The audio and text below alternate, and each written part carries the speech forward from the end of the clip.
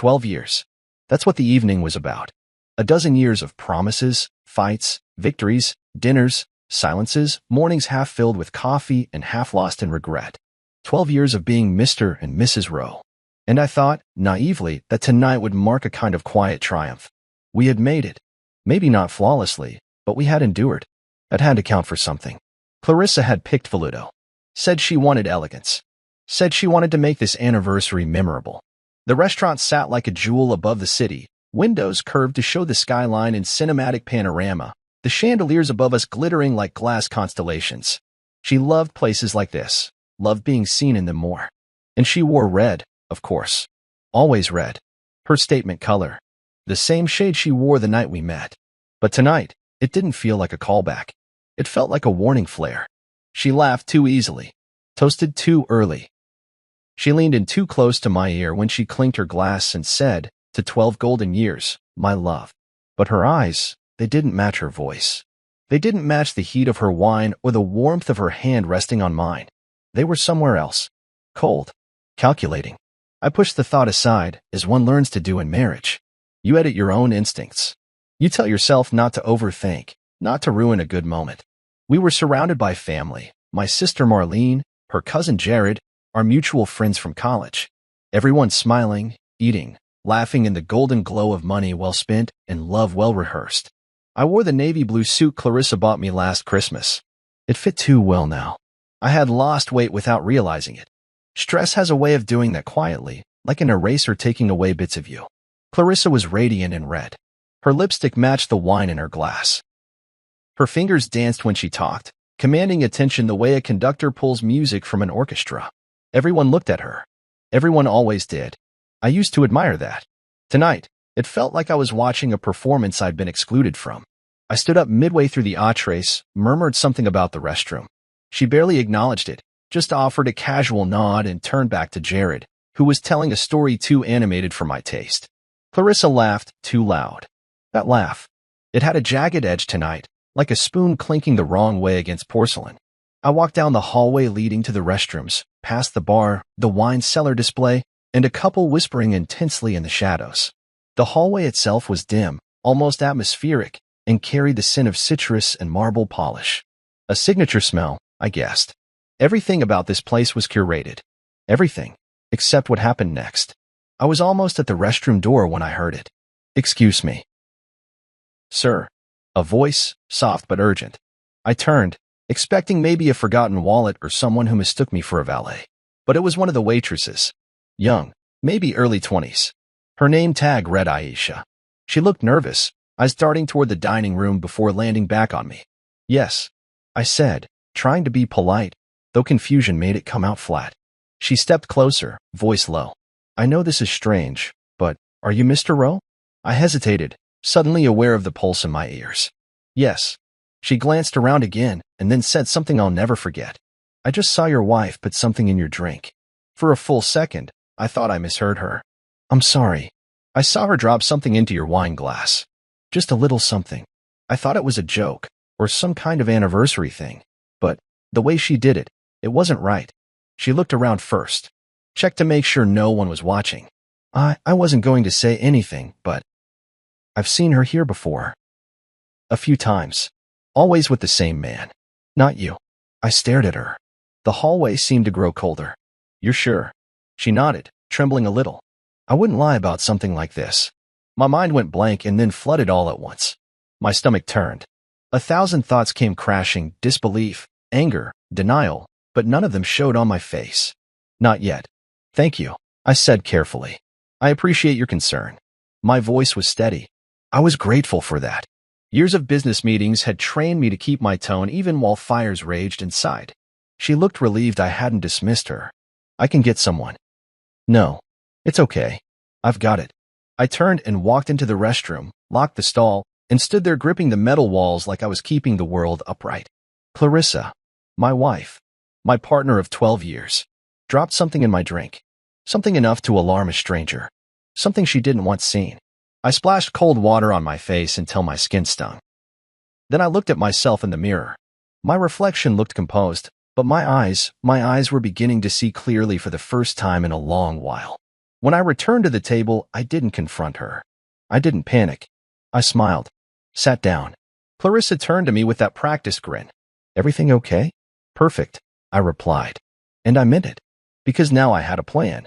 The hallway smelled like a memory I couldn't place, maybe the polish from an old hotel lobby we once stayed in, or the artificial citrus Clarissa used to spray in the guest bathroom before company arrived. I stood there, just outside the restroom door, trying to gather myself. I didn't know what I'd expected to feel. Anger? Maybe. But it wasn't that. Not entirely. It was disorientation. Like I'd stepped off a curb and missed the ground. Then came the voice. Excuse me, sir. Mr. Rowe. I turned, still locked in my thoughts, and there she was, Aisha, the waitress. Thin, young, dressed in all black with a white apron slightly wrinkled around her waist. Her posture gave her away before her words did, shoulders slightly curled in, as if bracing for disbelief. Yes, I asked, keeping my tone polite, neutral. She looked down the hallway, toward the dining room, then back at me. I know this is strange, but I just saw your wife put something in your drink. My breath caught, and for a split second, I felt like the hallway stretched. My brain stalled between believing her and defending Clarissa out of instinct. But Aisha didn't waver. Her voice quivered, but her eyes didn't. She looked around first, she said, like she was checking if anyone was watching. Then she took something small out of her purse, like a capsule or a pill, and dropped it into your wine when no one was looking. I didn't speak. I couldn't. She took my silence as disbelief, and I saw her shoulders sink just slightly. I wasn't going to say anything, she added quickly. I mean, people do weird things, right? Sometimes it's part of a joke or a surprise, I don't know. But the way she did it, her whole vibe, it was off, cold, focused, like she'd done it before. I still hadn't spoken. I think I was afraid that if I said something, it would confirm this was real, that the warning wasn't just a misunderstanding, that the life I thought I was living had a crack in the foundation I could no longer ignore. Why are you telling me this? I finally asked. Because you looked like you didn't know, she said. Simple as that. And I wouldn't be able to sleep tonight if I stayed quiet. That's what did it. That last line. Something about the tremble in her voice and the clarity in her eyes. She wasn't lying. She was scared. Not for herself, but for me. And she had no reason to make any of it up. Thank you, I said, and I meant it. You did the right thing. I didn't see what it was exactly, she added. Just that it dissolved fast. Like powder or something. I could be wrong. You're not, I cut in, gently. I believe you. Her shoulders softened a little. I should get back before someone notices. But if you, I don't know, need anything. I'll handle it, I said again. And then she was gone. I stood alone for a while, staring at nothing. My hand reached for the restroom door again, but I didn't open it. I didn't need the bathroom anymore. I needed a plan. I walked slowly back toward the dining room, heart thudding. The hallway seemed longer now. Or maybe I was walking slower because something in me had changed. Clarissa, my wife, had put something in my drink. At our anniversary dinner. Surrounded by people we both knew, trusted, laughed with. She picked the restaurant. She picked my suit. She picked the wine. She picked the night. But she didn't expect me to find out. As I stepped back into the glow of the chandeliers and conversation, it felt like I was stepping onto a stage. Everyone was still there. Still laughing. Still drinking. My chair sat politely empty, waiting for me like a loyal dog. Clarissa turned and smiled, beautiful and composed, like a woman who had everything under control. She patted the back of my chair. Everything okay? I smiled back. Perfect. I sat down, glancing at the table. 2 wine glasses, mine still full, untouched. Hers, half sipped. I looked at them the way a surgeon studies an X-ray. One of them held a truth she didn't want me to swallow. One of them held my turning point. I nodded along to Jared's joke, laughed even. Then, when no one was looking, I made the switch. Under the table, smooth and practiced, I swapped our glasses. The stem trembled in my hand for just a second, but I steadied it. Clarissa was mid-sentence, too caught up in a story about Venice or Rome or whatever other city she pretended to have fallen in love with on Instagram. She didn't notice a thing. My sister, Marlene, caught my eye across the table. Her brow furrowed just slightly. I gave her a small shrug, like I was just adjusting my glass. The show must go on. And it did. Clarissa smiled at me. I smiled back. I raised the glass that had been hers. To 12 golden years, I said again, this time louder. Toastworthy. She raised what had been my glass. Clink. Cheers. She took a sip. I watched her closely, but casually. Pretended to look at Jared as he launched into another story, but my eyes never really left her. The first few minutes, nothing changed. Clarissa was radiant as ever. Laughing, smiling, speaking fluently, easily. But I was watching for what came next. Because I no longer trusted the surface. I sat back, hands calm on my lap, heartbeat steadying as the seconds ticked. 10 minutes passed. Then her blink slowed. Just barely. Her grip on the stem of the wine glass loosened.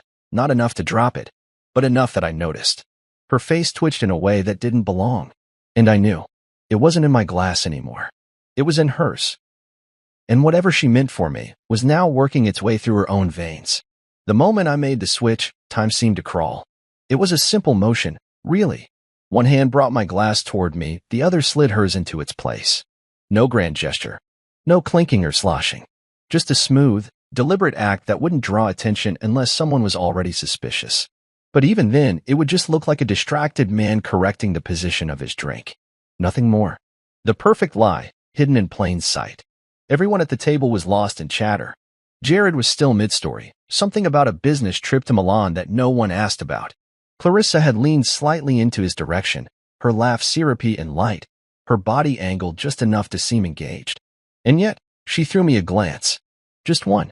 A casual flick of the eye, as if to say, "You're watching, aren't you?" That glance alone made my throat tighten. I took the first sip from the glass she intended for me, forcing a natural smile as the wine touched my lips. Rich. Red. No grit. No taste of deceit. Nothing that screamed danger. I swallowed once. Carefully. Then set the glass down and waited. That single sip felt like holding my breath underwater. I didn't know what she had dropped in. Didn't know how quickly it worked. But I knew one thing. Whatever it was, she had meant for it to reach my bloodstream. Clarissa mirrored me. Raised her glass, now mine, and drank from it. A full sip. Confident. Her smile bloomed like a practiced act. To 12 more, she said. May they be even better. To 12 more, I echoed. Marlene watched me closely. I saw it in the way she tilted her head, brows slightly drawn. She always read me too well. But I gave her nothing. Just the smile of a man surrounded by love and laughter, celebrating another year of partnership. I didn't know how much she had heard or guessed. But her eyes narrowed for half a second too long. She would ask questions later, and I'd have answers ready. 10 minutes passed. Clarissa didn't falter. She chatted with Jared. She complimented the wine. She leaned in to whisper something to her cousin Lena that made her giggle. For a moment, I felt like the whole thing had been a hallucination. Maybe Aisha was wrong. Maybe Clarissa dropped a mint or a vitamin or some romantic prank meant to surprise me. My heart started to ease. And then it began. It was subtle. Too subtle for anyone else at the table to notice. But I was watching. Her left eyelid twitched. She blinked twice. Slow. Then again, rapidly. I pretended to wipe my mouth with a napkin, using the gesture to cover how closely I was studying her. Her hand hovered near the wine glass, but didn't lift it again. Her fingers wavered, like the stem was heavier than it should have been. Jared asked her a question. Clarissa smiled, opened her mouth to respond, and stopped. Just for a second. Her jaw clenched. Her throat moved like she was swallowing something thick. I looked away to keep from staring. My heart thudded in my chest like a drumline on parade. The panic I'd been bottling now roared inside me. Not panic from fear, but from confirmation. This was real. This was happening. She had drugged my wine. And now, she was tasting the result. Marlene leaned in, subtle as always. "You good?" she murmured. "Yeah," I replied smoothly. "Just full. Might step out for some air soon." Clarissa let out a low chuckle, the kind that didn't belong in the moment. A beat late. Her head swayed slightly, but she caught herself. Her smile didn't quite recover after that. Her lips parted as if to say something, then closed again. She looked around the table. Her eyes landed on me. And for the first time all night, she truly saw me. Not the version I was presenting. Not the doting husband or the naive fool. She saw me. The man who knew. The man who had switched the glasses. The man who had returned from the restroom changed. Her mouth opened again. "Is it hot in here?" she mumbled, voice thinner than before. Jared turned. "You all right?" Clarissa raised her hand slowly, touched her temple like someone easing a headache into submission. "Just a little dizzy," Maybe the wine's stronger than I thought. No one laughed. Not this time. She tried to stand. Her napkin fluttered from her lap to the floor. Her heel caught the leg of the chair. Her body tilted, but not dramatically. Just enough that her posture no longer looked deliberate. Her weight leaned too far forward, and for a heartbeat, she hovered like a tree too weak to stay rooted. Then she collapsed, slow, surreal, folding back into her seat before sliding to the floor. The room changed instantly. Chairs scraped. Silverware clinked as hands flew to mouths. Someone gasped. Someone else stood and reached for their phone. Clarissa, Jared barked, kneeling beside her. Her eyes fluttered. One arm sprawled against the floor, her other twitching at the elbow. The wine glass tipped off the table, rolling once before spilling red into the ivory cloth like blood into snow. I didn't move at first. Then I stood, slowly, with deliberate calm. Call an ambulance, I said. My voice was steel. No one moved faster than Aisha. She had appeared from the hallway, already pulling out her phone. Her hands didn't shake. In that chaos, I watched everyone's face. Jared's horror, Marlene's sharp suspicion, Lena's confusion. But Clarissa's, hers was something else. Her gaze locked on mine, pupils dilated, lips parted. There was something there. Not just panic, realization, and fear. Not of the pain, not of the collapse, but of me. Her plan had failed. And now, she knew I knew. Clarissa's fall wasn't dramatic. It wasn't the kind of scene that gets gasps in a movie. It was quiet, controlled at first, like her body was trying to maintain dignity even as it betrayed her. One moment she was sitting upright, the next, she was slumped to the side, slow, graceless, helpless. Her hand had reached out, but not in time. The stem of the wine glass slipped from her fingers and tipped over, spilling Bordeaux like blood across the pristine ivory tablecloth. Jared caught her before she hit the floor completely, but not without a stumble. Clarissa, he said, voice pitched high with alarm. He shook her shoulder gently. Hey, talk to me.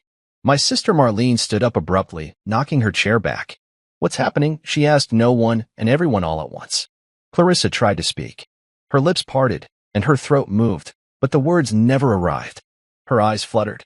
Not a blink, just erratic, uncoordinated movement. She looked drugged, or worse. Her right hand twitched near her thigh, then curled in on itself as if retreating from whatever force had taken over. I stayed in my seat a moment longer. I don't know why.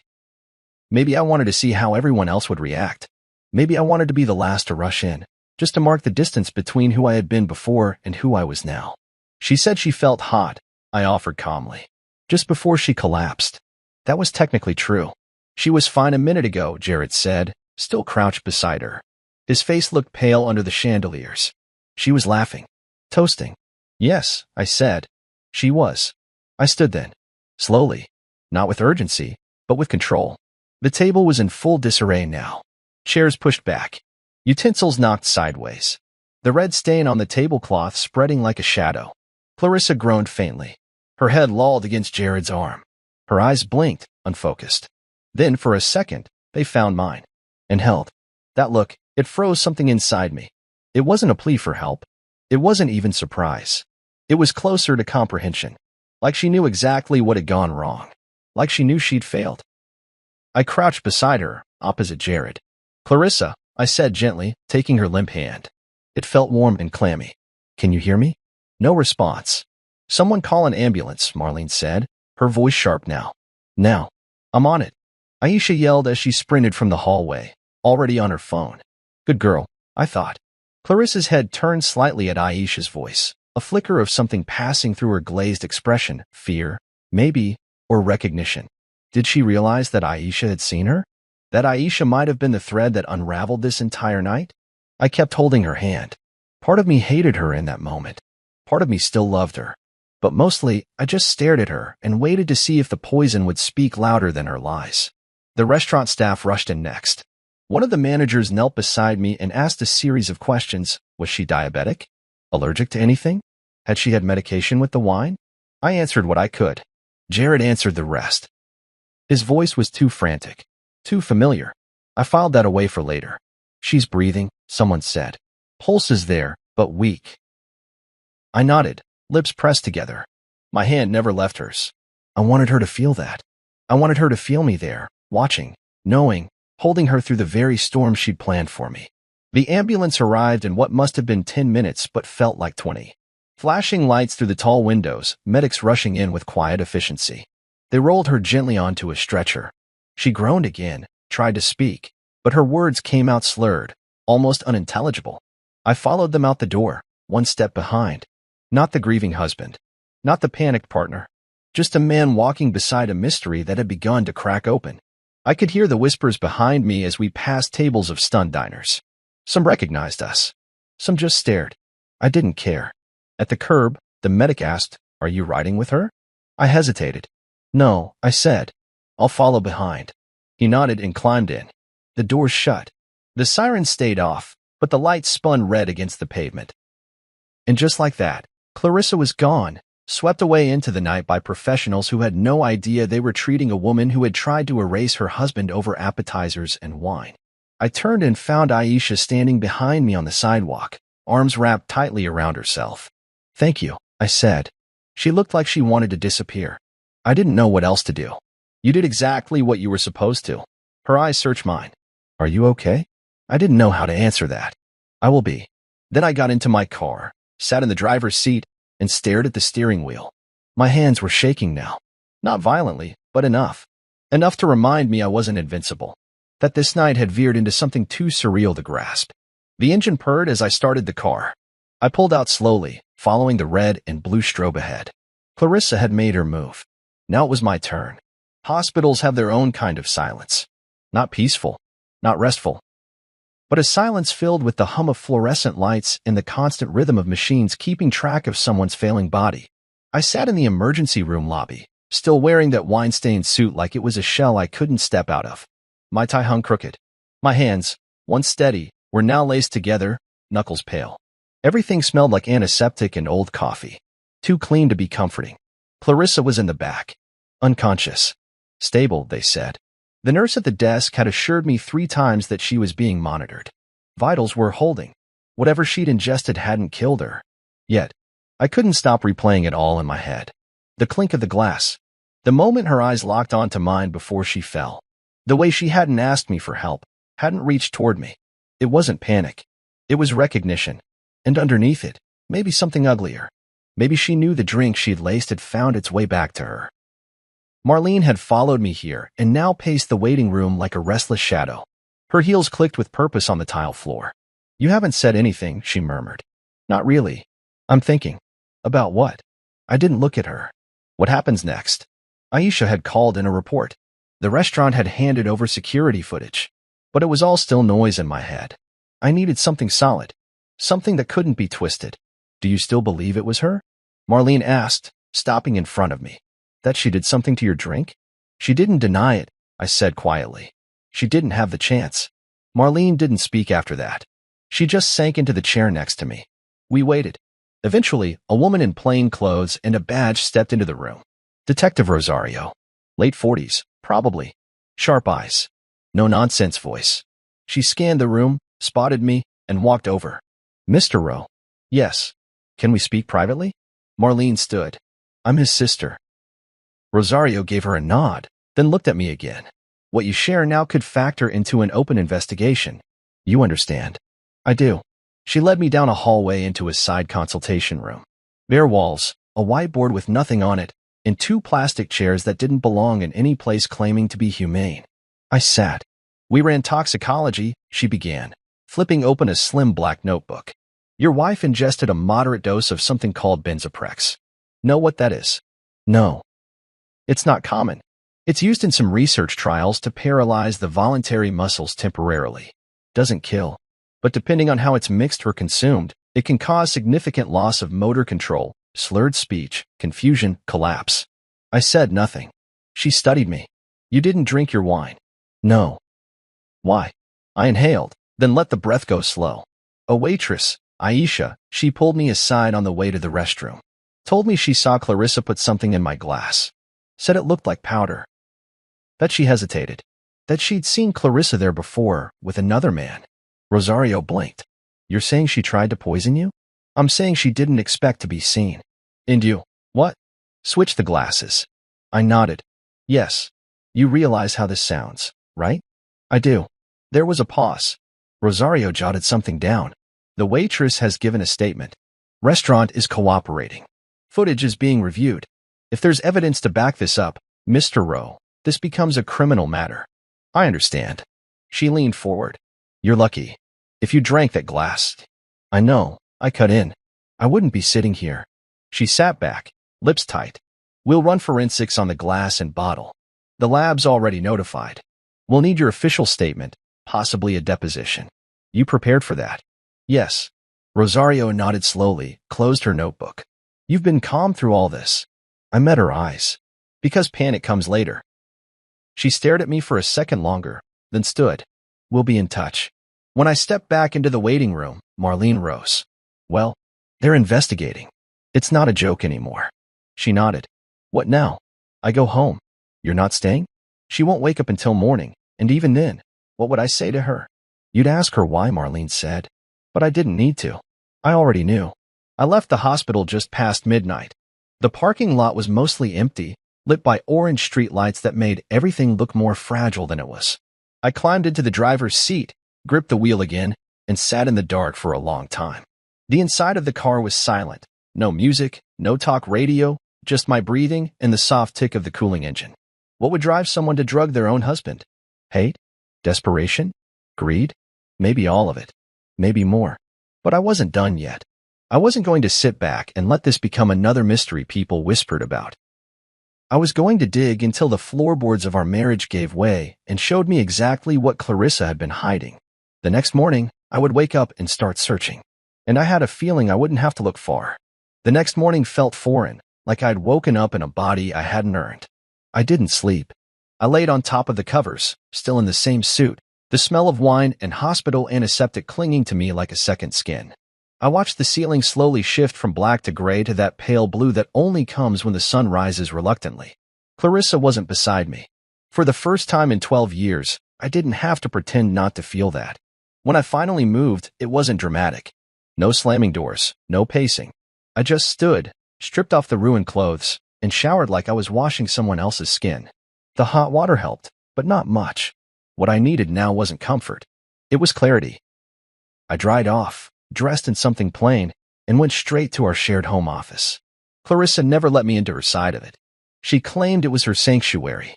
She also said the same thing about her car, her phone, her half of the closet. I used to think it was a boundary. Now I saw it for what it was: containment. Segregation of truth. She'd carved out entire compartments of her life where I wasn't allowed. Not anymore. The office was too neat. Her drawers too well organized. The kind of sterile perfection only someone hiding something maintains. I started with the obvious: her desk, her locked file cabinet. She never let me have the key, but she also wasn't creative enough to hide it somewhere clever. I found it taped under the bottom drawer. Inside were standard documents, old tax forms, spa invoices, travel itineraries. But behind those, tucked between two charity event flyers, was an envelope labeled Sunset Contingency. That name alone chilled me. Inside were several documents, crisp and cold. The first was a medical release form, one that allowed Clarissa to make decisions on my behalf in the event of incapacitation. The second was a notarized power of attorney. But what froze me was the signature. Mine. Except I never signed it. It was a copy of my handwriting. Close. But the R in my last name curled the wrong way, and the spacing was off. She had forged it. The next paper was a transfer of ownership document for the house. My name replaced with hers on a preliminary deed form. Not yet filed, but ready. My heart pounded as I moved to the tablet she sometimes left in the living room. It was synced to her email she'd never bothered to sign out because she assumed I'd never snoop. I tapped the icon.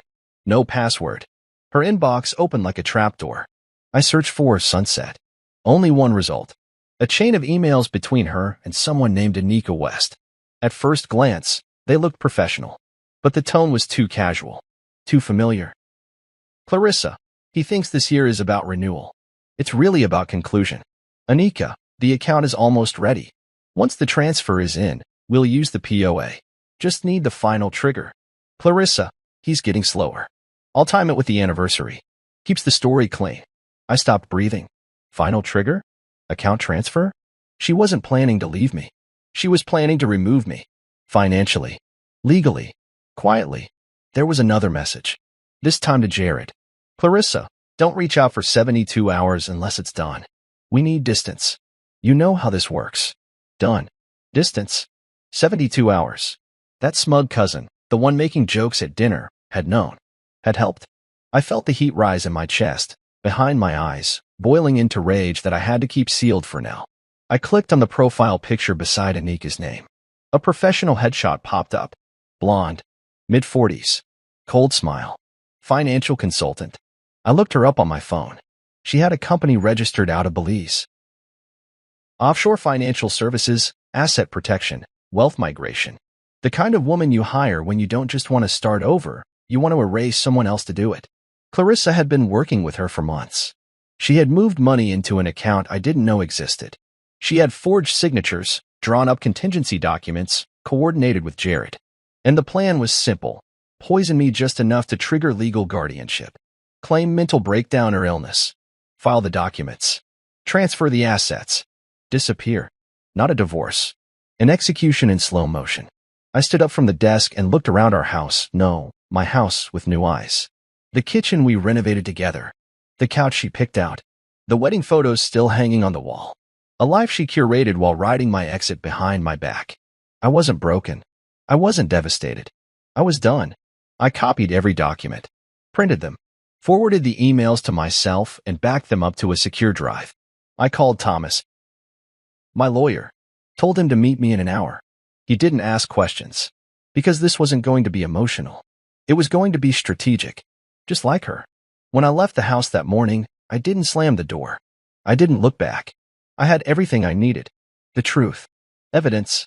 And a name Clarissa never thought I'd know. Anika West. 2 days later, Clarissa opened her eyes. I wasn't there. I didn't want to be. I'd already given the police everything, Aisha's statement, the forged documents, the email chains, even a copy of the medical report showing traces of benzoprex in her bloodstream. They had what they needed. Now it was about timing. Thomas called me early that morning. The district attorney's office is ready. They'll file charges by noon. You'll need to make a formal deposition by Friday. Good, I said. And her release? She's conscious now, but still under medical observation. They'll keep her at least one more night. They've assigned an officer to her door. Just one. Thomas chuckled dryly. This isn't TV. She's not a flight risk yet. But she will be. I stared out the window of his office. Downtown buzzed below, busy and blind. The city kept moving while mine had ground to a halt. She'll try to explain it away, I muttered. She always does. Thomas nodded. Let her. You've got more than enough to shut that down. Just stay calm. Calm was a funny word for the storm that had taken root inside me. I wasn't trembling anymore. I wasn't confused. But a cold certainty had taken hold, one that whispered there was no going back. By the time I arrived at the hospital later that afternoon, the detective on duty had already spoken to Clarissa.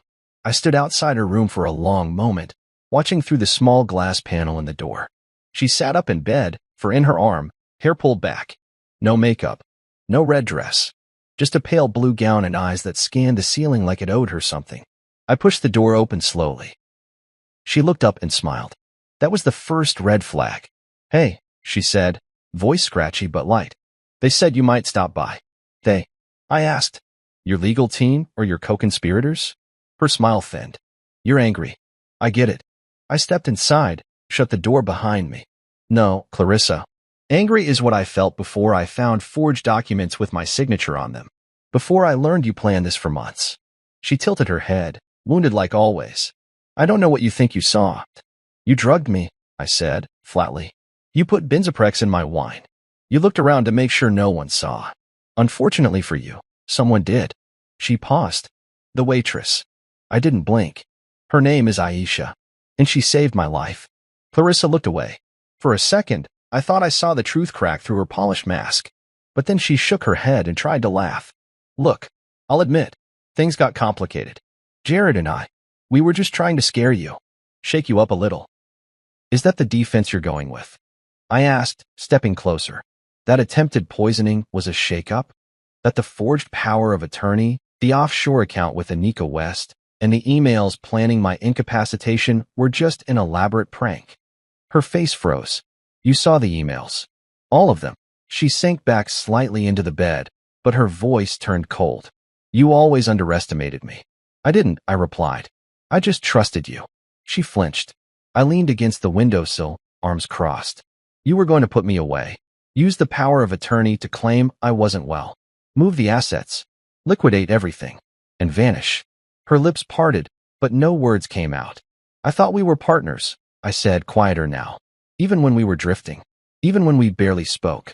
I never imagined you'd see me as disposable. Clarissa swallowed hard. You don't know what it's like. To feel stuck. You had your work, your name. Everyone respected you. I was just his wife. I wanted more. Then leave, I said sharply. Divorce me. Fight for half. You'd get it. But you wanted it all. Her silence said enough. I didn't come here to yell, I added. I came to tell you. It's over. She looked at me with something like fear now.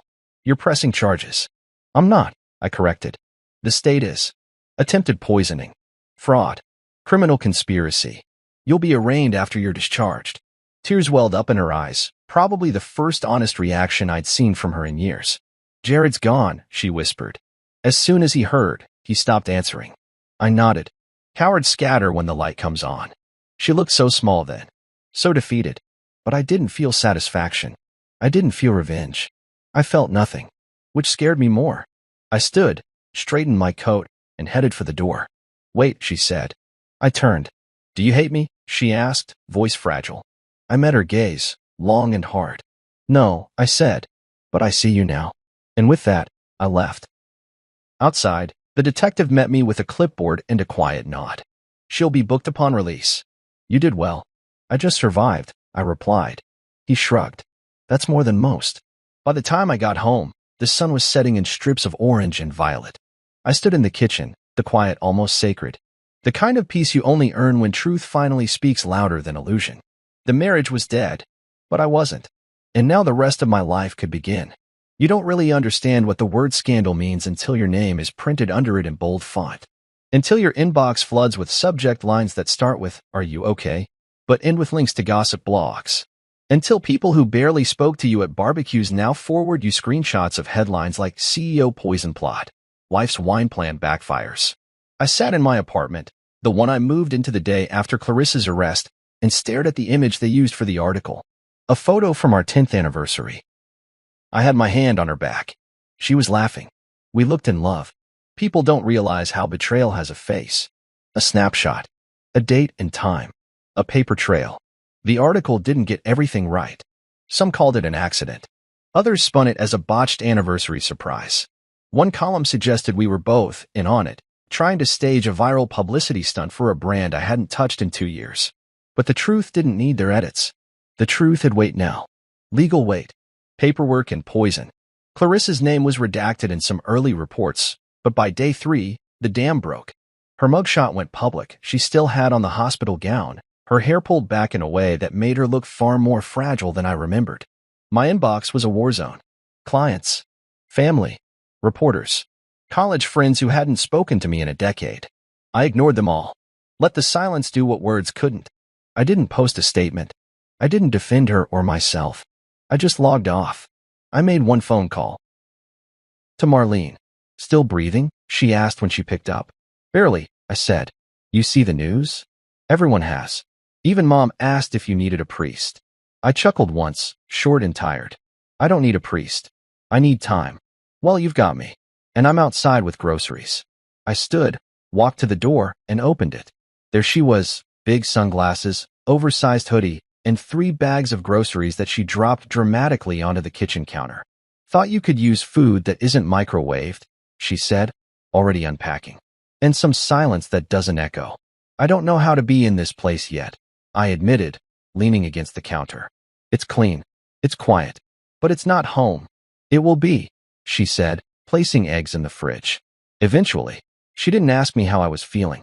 Marlene knew that question was useless. Instead, she cooked. Eggs and toast. Orange juice. Silence only broken by the sound of a pan scraping gently against the stovetop. Do you remember, she said as she plated the food, that summer before you married her? When we all went to the lake house. I nodded. She was late. As usual. You waited on the dock for 3 hours. She said her car broke down. She lied. Marlene said, sitting across from me. I found out later she'd gone to a gallery opening with Jared. She just didn't want to deal with the drive. I blinked. Why didn't you tell me? Because you looked so happy when she showed up. I looked down at my plate. You think I'm an idiot. I think you were in love, she said. There's a difference. I ate quietly. She let me. The food was warm, grounding. When she left an hour later, she hugged me longer than she usually did. Keep breathing, she said. I nodded. In the days that followed, I built a rhythm. I walked more. Took phone calls again, just the important ones. I declined every interview. I filed restraining orders against 2 tabloids that showed up outside the building. I found solace in structure. Woke up at the same time each day. Read. Cooked. Slept. Repeat. I also went to every court hearing. Clarissa sat across from me, always dressed perfectly, always with her lawyer close. She never once looked at me directly. She looked past me, through me. Or maybe she couldn't bear to look at what she'd tried to erase and failed. The courtroom was always filled with murmurs. Reporters in the back. Spectators pretending not to stare. I sat straight, silent. I didn't want to fight her anymore. I just wanted the truth to finish its work. At the 3rd hearing, the judge ruled the evidence sufficient for trial. Attempted poisoning. Document fraud. Intent to defraud and manipulate financial assets. No one gasped. No one clapped. But I felt something shift in the air. A kind of closure. Or the beginning of it. Clarissa's attorney tried to spin the story. Said she was overwhelmed.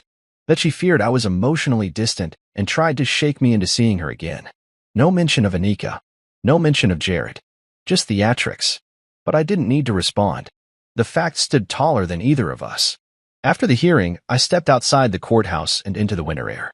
Reporters surged. I raised one hand. No comment, I said.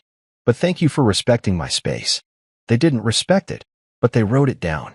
That night, back in my apartment, I opened my journal. I hadn't touched it in years.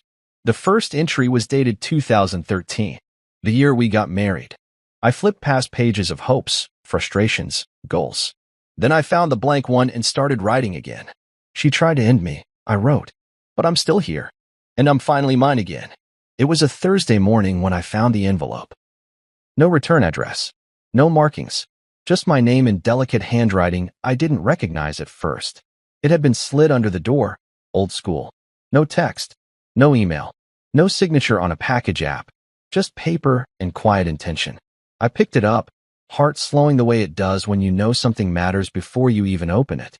I sat on the couch, the apartment still humming with the low sound of traffic outside. It had become my sanctuary, 4 walls of controlled solitude. No Clarissa. No echoes of laughter laced with ulterior motives. Just the sound of me breathing. I opened the envelope. Inside was a single page, handwritten, each letter carefully formed like the writer had been unsure if they should send it at all. Mr. Rowe, I hope this reaches you in peace. I didn't know if I should write it all, but something kept pushing me to. Maybe it's guilt. Maybe it's gratitude. Maybe both. I stopped reading for a second. I already knew who it was. Aisha. I've been meaning to say thank you, though that probably sounds backwards, considering I'm the one who spoke up. But you didn't question me. You didn't dismiss me. And in a world where people like me are often told to keep our heads down and stay in our lane, that meant everything. I sat back. The room around me blurred for a second, her words cutting through the weeks of numbness I'd been wading through. I kept reading. I didn't just see her put something in your drink. I saw her. I saw the look on her face when she did it. I knew what it meant. But I've seen things before and said nothing. Fear does that. It teaches you silence. But something in your face when you left the table, it made me speak up. You looked like a good man. And I thought, if someone like you could still be blindsided, maybe we all could. Maybe that's the danger we don't talk about. The ones closest to us holding the sharpest blades. After the news broke, I got a message. Anonymous. A woman. She offered me money to stay quiet. To recant. She didn't say her name. But she used a private encrypted email. I traced it back. I have a friend in IT at the university. He found the source. It was someone named Anika West. I folded the letter once, twice. Let it rest against my knee. So it was true. The net had been wider than I realized. Clarissa hadn't just been planning. She had hired someone to clean up the aftermath. To scrub the trail. Silence witnesses. And Aisha, barely in her 20s, had stood up anyway. I read the rest. I didn't take the money. I saved the message. Attach the logs in case the police need them. I'm studying pre-law now. Crazy, right? After everything. But something about all this made me realize how badly we need people who tell the truth, even when their voice shakes. If you ever need someone who still believes in doing the right thing, someone who still believes in second chances, I'm around. No pressure. Just, thank you for believing me when it counted. Aisha. I didn't cry. But something inside me folded, gently, not in defeat, but in recognition. That's the thing about truth. It rarely makes things easier, but it carves out space for the right kind of people to step into your life. I sat with the letter for a long time. Then I picked up my phone and scrolled to a contact I hadn't touched since I'd started my own firm. Julia Tran, head of HR at Roche Strategies. We hadn't spoken in months. I dialed. Julian, she answered on the second ring. Wow, this is unexpected. I'm rehiring, I said. Internship. Legal track. I want you to draw up the offer today. Paid. She hesitated. You're coming back? No, I said. Not fully. Just making sure the right people get in. Name. Aisha Malik. There was a pause, and then Julia said, send me the details. I hung up and smiled, the first real one in a while. Later that day, I met Aisha at a campus cafe near the University Law Building. She was wearing a simple navy sweater, hair pulled back into a ponytail, books stacked beside her like armor. Didn't think you'd reach out, she said as I sat down. I owed you that much, I replied. We talked for an hour. About law. About ethics. About betrayal and courage and the terrifying things women are asked to endure when they speak up. I told her about the internship. She blinked, stunned. Why me? You saved my life, I said. She smiled, but shook her head. No, you saved your own. I just pointed to the fire. That stuck with me. Still does. When I walked away from that cafe, the world felt different. Lighter, somehow. Not healed. Not whole. But turning in the right direction. Aisha's letter reminded me of something I had forgotten in all the noise and headlines. People are watching. Even when you think you're invisible. And sometimes, if you're lucky, one of them sees enough of the truth to say something. That night, I framed her letter. Hung it by the door. A reminder that not all strangers are enemies. Some are the reason you survive. Justice doesn't come with fireworks. It comes quietly. One piece of paperwork at a time. Clarissa's sentencing was short, almost clinical. 2 years probation. 5 years barred from managing or controlling any financial assets, not even her own without court approval. No jail time. That part made people talk. She tried to poison him, and she walks free, a woman muttered as we exited the courthouse. But I wasn't there for vengeance. I'd made peace with the fact that her punishment wouldn't match the magnitude of her intent. It never does, not really. The legal system doesn't measure betrayal the way the heart does. I stood in the hallway outside the courtroom for a long time, just breathing. The building buzzed with other lives, other cases, other truths being weighed and bargained.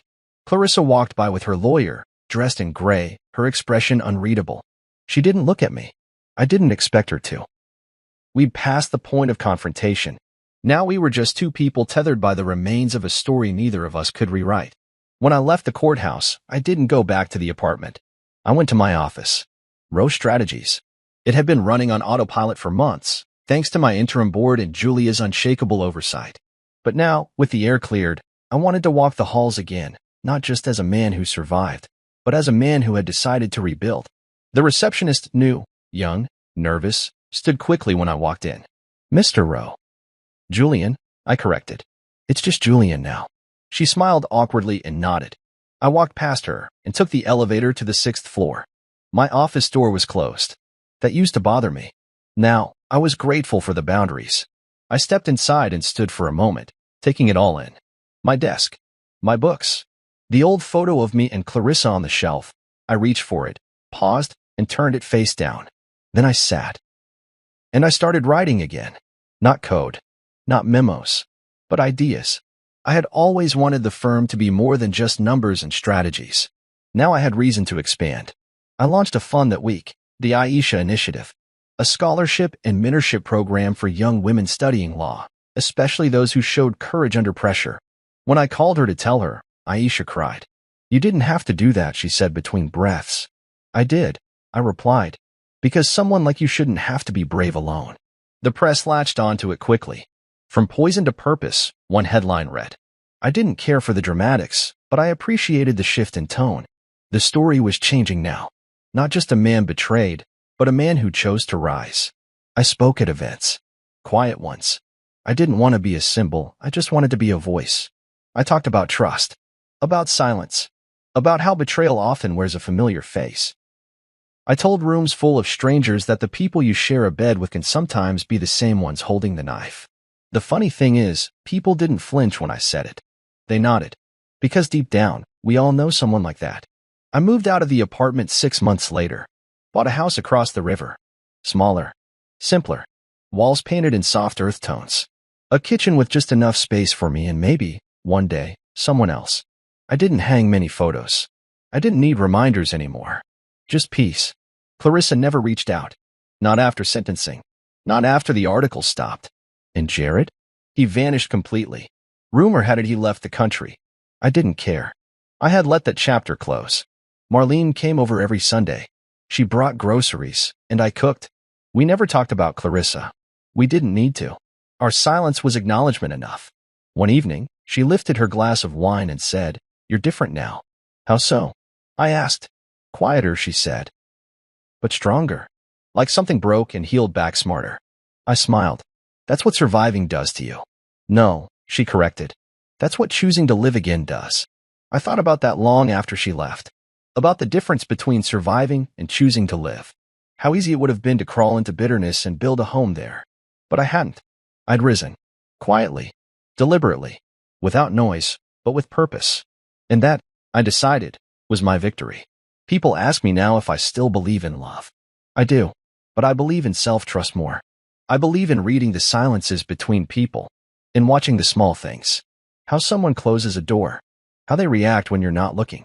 I believe in questions that don't have easy answers, and in the strength to walk away when they're not answered at all. Most of all, I believe in listening. Because the night that was meant to end me started with a toast and a lie, but I survived it not with rage, not with revenge. I survived because I listened.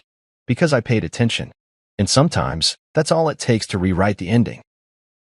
I decided to surprise my wife with a gift at her office after she sent me a "I just got promoted" text.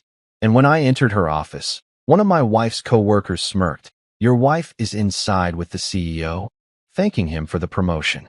I opened the door and saw my wife and her CEO kissing passionately on his office couch. I left without a word, blocked all the cards and changed the locks. But then something happened that no one expected. You know that feeling when you're about to surprise someone you love, and your heart's doing this ridiculous tap dance in your chest? Yeah, well, that was me at exactly 3:47 p.m. on what I now call the day my life took a hard left into Crazy Town. I'm gripping this walnut jewelry box I'd been slaving over for 3 weeks straight. Hand-carved, sanded until my fingers were basically leather, and polished to a shine that could blind a pilot. The thing was a masterpiece, if I do say so myself, and considering I usually have the artistic skills of a caffeinated squirrel, that's saying something. Clara had texted me about an hour earlier with news that should have had me doing victory laps around my workshop. I just got promoted. For little words that meant her years of kissing corporate, but, in working weekends had finally paid off. My wife, Clara Monroe, had clawed her way up the corporate ladder at Pinnacle Solutions like she was training for the Olympics of office politics. And now she'd made it. Senior marketing director. Corner office. The whole 9 yards. So naturally, being the supportive husband who still believed in grand romantic gestures. God, what an idiot. I decided this was the perfect moment to surprise her at work. Show up unannounced. Present her with this handcrafted symbol of my love and pride. Maybe even get some brownie points with her uptight colleagues who probably thought I was just some blue-collar schmuck who worked with his hands for a living. Pinnacle Solutions headquarters downtown is one of those glass and steel monuments to capitalism that basically screams, if you're not making 6 figures, you don't belong here.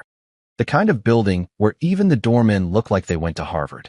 I'm talking marble floors so shiny you could perform surgery using the reflection, elevators that probably cost more than my annual income, and that weird corporate smell of expensive coffee mixed with crushing ambition. Walking into that lobby always made me feel like I was wearing a "I don't belong here" sign. But today I had my secret weapon, that jewelry box and the confidence that comes from knowing you're about to make your wife's day even better. The security guard, who'd seen me enough times to give me the courtesy nod, waved me through without the usual 20 questions about who I was visiting and whether I had an appointment. That's when Eli Grant materialized out of nowhere like some office gremlin. Now, Eli's one of those guys who looks like he practices his smug expression in the mirror every morning. He's got that whole, "I peaked in college and never got over it" vibe going on, complete with the kind of designer stubble that probably requires a team of professionals to maintain. Clara had mentioned him before, always with this weird tone like she was talking about a mosquito she couldn't quite swat. He spotted me the second I stepped off the elevator on the 15th floor, and I swear to God, this dude's face lit up like he'd just won the Jackass lottery. He sauntered over with this grin that immediately set off every alarm bell I didn't even know I had. Well, he said, and I could practically taste the smugness dripping off his words. Look who's here with what looks like a very thoughtful gift. His eyes locked onto my jewelry box like a shark spotting a wounded seal. You know, your wife's inside with the CEO right now, thanking him for the promotion. Now, here's the thing about the way Eli said thanking. He put this little emphasis on it, this tiny verbal wink that made the words sound absolutely filthy. Like he was sharing some inside joke that I wasn't quite getting yet. My stomach did this weird flip-flop thing, but I pushed it down because, come on, this is Clara we're talking about. My wife of 6 years. The woman who still left me little notes in my lunch bag. Yeah, she told me about the promotion, I said, trying to keep my voice steady. Figured I'd surprise her. Eli's grin got wider, which I didn't think was physically possible. Oh, she'll definitely be surprised to see you. Then he just stood there, watching me like I was some kind of entertainment, waiting for the show to start. I should have turned around right then. Should have listened to that little voice in my head that was suddenly screaming at volumes that could shatter glass. But no, I'm stubborn as hell when I want to be, and I'd driven all the way downtown in Friday afternoon traffic with this perfect gift. I was going to deliver it, damn it. So I walked down that hallway toward Victor Hayes' corner office. You know, the CEO's private sanctuary where million-dollar deals get made and corporate dreams go to die. The hallway felt like it stretched on forever, my footsteps echoing off those stupid marble floors like a countdown timer. Each step felt heavier than the last, and that jewelry box in my hand suddenly felt like it weighed about 50 pounds. I knocked once on the office door. Just once. A polite little tap that said, "Hey, sorry to interrupt, but I've got something awesome to show you." Professional courtesy and all that. Then I turned the handle and stepped inside. You know how they say your life can change in an instant? How one moment can split your entire existence into before and after? Well, they're not kidding. Because there was Clara, my wife, the woman I'd been married to for 6 years, sitting on Victor Hayes' leather couch like she owned the place. And she was kissing him.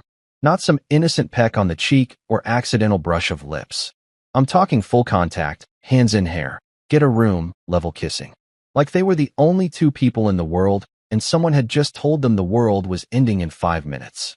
The jewelry box slipped from my fingers and hit the carpet with this soft thud that seemed to echo louder than a gunshot. Neither of them heard it. They were too busy exploring each other's tonsils to notice that Clara's husband had just walked into their little private celebration.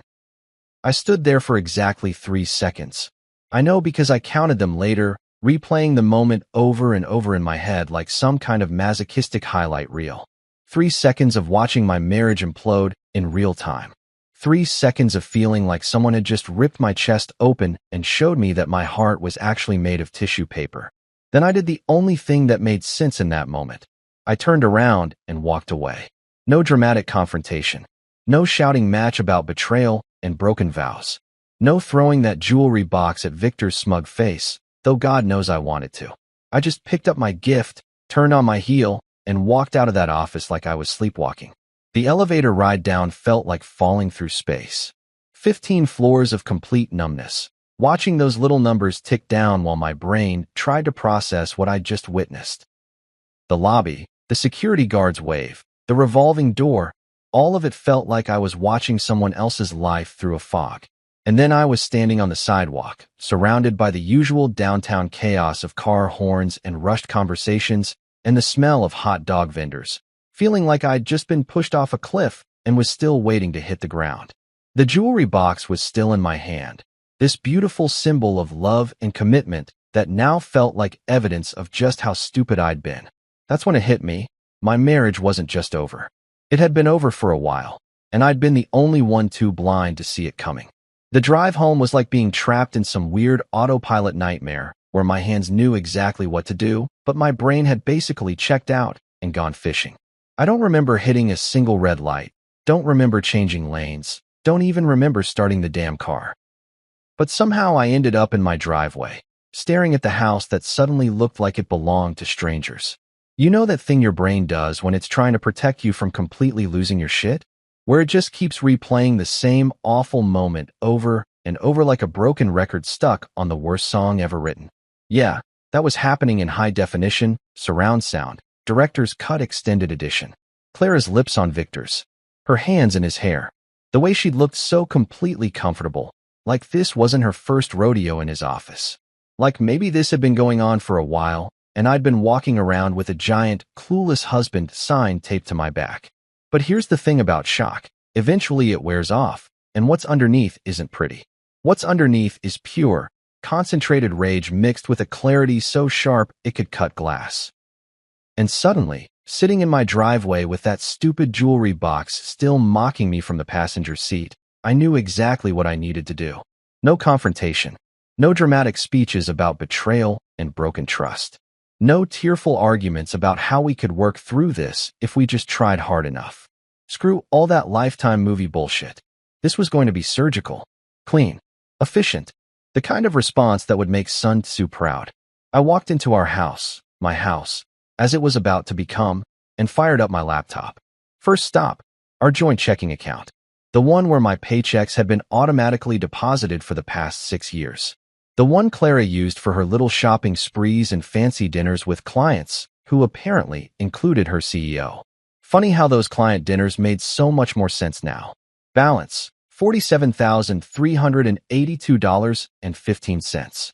Not bad for a couple who'd been saving up for a kitchen renovation. Well, guess what? The kitchen was about to get a different kind of makeover. I transferred every single penny into my personal account, the one Clara didn't have access to because she'd always insisted we keep things simple with just the joint account. Simple, right? Simple for her to clean me out when she was ready to make her exit. Transfer complete. New balance in our joint account, $0. But wait, there's more. Like some demented infomercial, I was just getting started. Our joint savings account. The one with $23,847 earmarked for a vacation to Europe that Clara had been planning for months. Vacations canceled, sweetheart. Transfer complete. Another goose egg. Then came the credit cards. Oh, the beautiful, wonderful credit cards that Clara loved so much. The Visa with the $15,000 limit that she used for her work clothes, which apparently included lingerie, based on some of the recent charges I was now seeing with fresh eyes. Cancelled. The MasterCard she used for gas and groceries. Cancelled. The store cards for Nordstrom, Macy's, and that overpriced boutique downtown where a scarf costs more than my monthly truck payment. Cancelled, and super cancelled. Each phone call was like therapy. Yes, I'd like to cancel this card immediately. No, it's not lost or stolen. I just don't need it anymore. The customer service reps were so chipper and helpful, probably thinking they were talking to some guy doing a little financial spring cleaning. If only they knew they were helping orchestrate the most satisfying revenge plot of the decade. But the real masterpiece was yet to come. See, Clara had this thing about convenience. She loved having everything automated, everything seamless, everything handled by someone else, so she could focus on more important things, like apparently making out with her boss. So over the years, she'd linked everything to those credit cards I'd just turned into expensive plastic rectangles. Netflix, gone. Amazon Prime, sayonara. Spotify Premium. Enjoy the ads, baby. That fancy grocery delivery service where she ordered $200 worth of organic whatever twice a week. Sorry, payment method declined. The monthly flower subscription that made our house look like a funeral home? Wilted. Her gym membership at that bougie place with the eucalyptus towels and complimentary smoothies? Time to find a new place to do those yoga poses she was probably practicing for Victor. And here's the beautiful part. I wasn't stealing anything. This was all my money, my income, My hard work paying for the lifestyle of a woman who'd been playing me like a fiddle while I danced to her tune like some lovesick puppet. Every penny I was moving had come from my paychecks, my overtime, my weekends spent fixing other people's houses so we could afford the life Clara wanted. The locks were next. Called my buddy Jimmy who runs a locksmith business and told him I needed a full rekey. Tonight, emergency rates, whatever it took. Jimmy's good people. Doesn't ask too many questions when a friend sounds like he's been hit by a truck.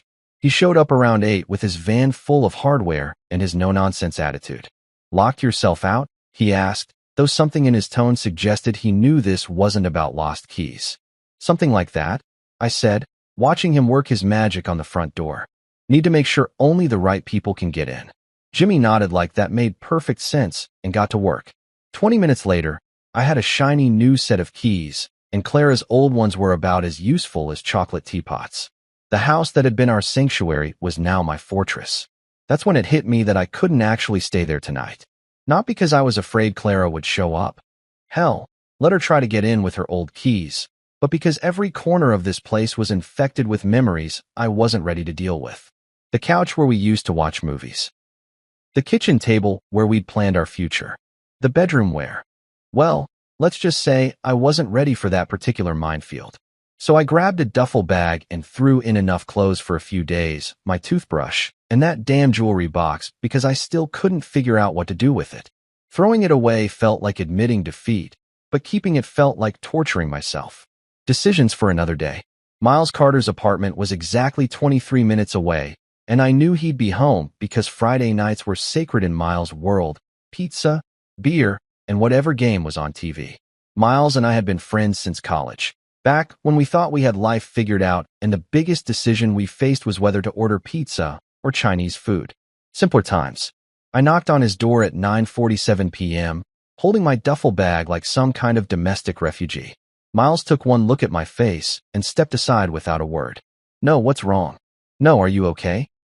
Just a cold beer appearing in my hand and a spot on his couch that felt like sanctuary. We sat in silence for maybe an hour, watching some baseball game that neither of us cared about. The beer was cold, the couch was comfortable, and for the first time all day, I felt like I could breathe again.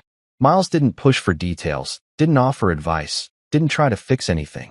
He just let me exist in the wreckage of my day without having to explain or justify or perform. Around 11, I finally spoke. She's cheating on me. Miles nodded like I'd just told him it was raining. What do you need? That's why Miles is my best friend. No drama, no shocked gasps, no I can't believe it theatrics. Just a simple question about what came next. And the beautiful thing was, I already knew the answer. I need to end this clean, I said. No mess, no drama, no second chances. Miles raised his beer bottle and a toast. To cutting the cord. We clinked bottles, and I felt something settle in my chest. The rage was still there, the hurt was still raw, but underneath it all was something I hadn't expected. Relief. Like I'd been holding my breath for months without realizing it. And now I could finally exhale. Tomorrow would bring lawyers and paperwork and all the ugly business of untangling a life. But tonight, I was free. Saturday morning hit me like a freight train filled with regret and stale beer breath. I woke up on Miles' couch feeling like I'd been run over by a cement mixer, and for about 3 glorious seconds, I thought maybe the whole thing had been some twisted nightmare. Then reality came crashing back like an unwelcome house guest who brought all their emotional baggage and decided to stay forever. Miles was already up, shuffling around his kitchen in his ratty Chicago Bulls pajama pants and making coffee that could probably strip paint. The guy's many talents didn't include brewing a decent cup of joe, but right then I would have drunk motor oil if it had caffeine in it. You look like hammered shit, he said, which was Miles speak for good morning, sunshine. Feel worse than I look. I mumbled, accepting the mug of what could generously be called coffee. What time is it? Almost 9. You've been talking in your sleep. That got my attention. What was I saying? Miles grinned that troublemaker grin that had gotten us both in hot water back in college. Something about walnut boxes and CEO assholes. Also, you called someone named Victor a corporate dickweasel about 6 times. Corporate dickweasel. Yeah, that sounded about right. But here's the thing about sleeping on it. Sometimes your subconscious works overtime while you're drooling on your best friend's throw pillows. Because as I sat there nursing Miles' industrial-strength coffee, everything became crystal clear. This wasn't just about catching Clara in a lip lock with her boss. This felt bigger, more calculated. Like maybe what I'd witnessed wasn't some spontaneous moment of passion, but the visible tip of a much uglier iceberg. Clara wasn't the type for spontaneous anything. The woman planned our grocery trips like military operations and scheduled our sex life in her phone calendar with little reminder alerts. Romantic encounter, 9:30 p.m., don't forget the good underwear.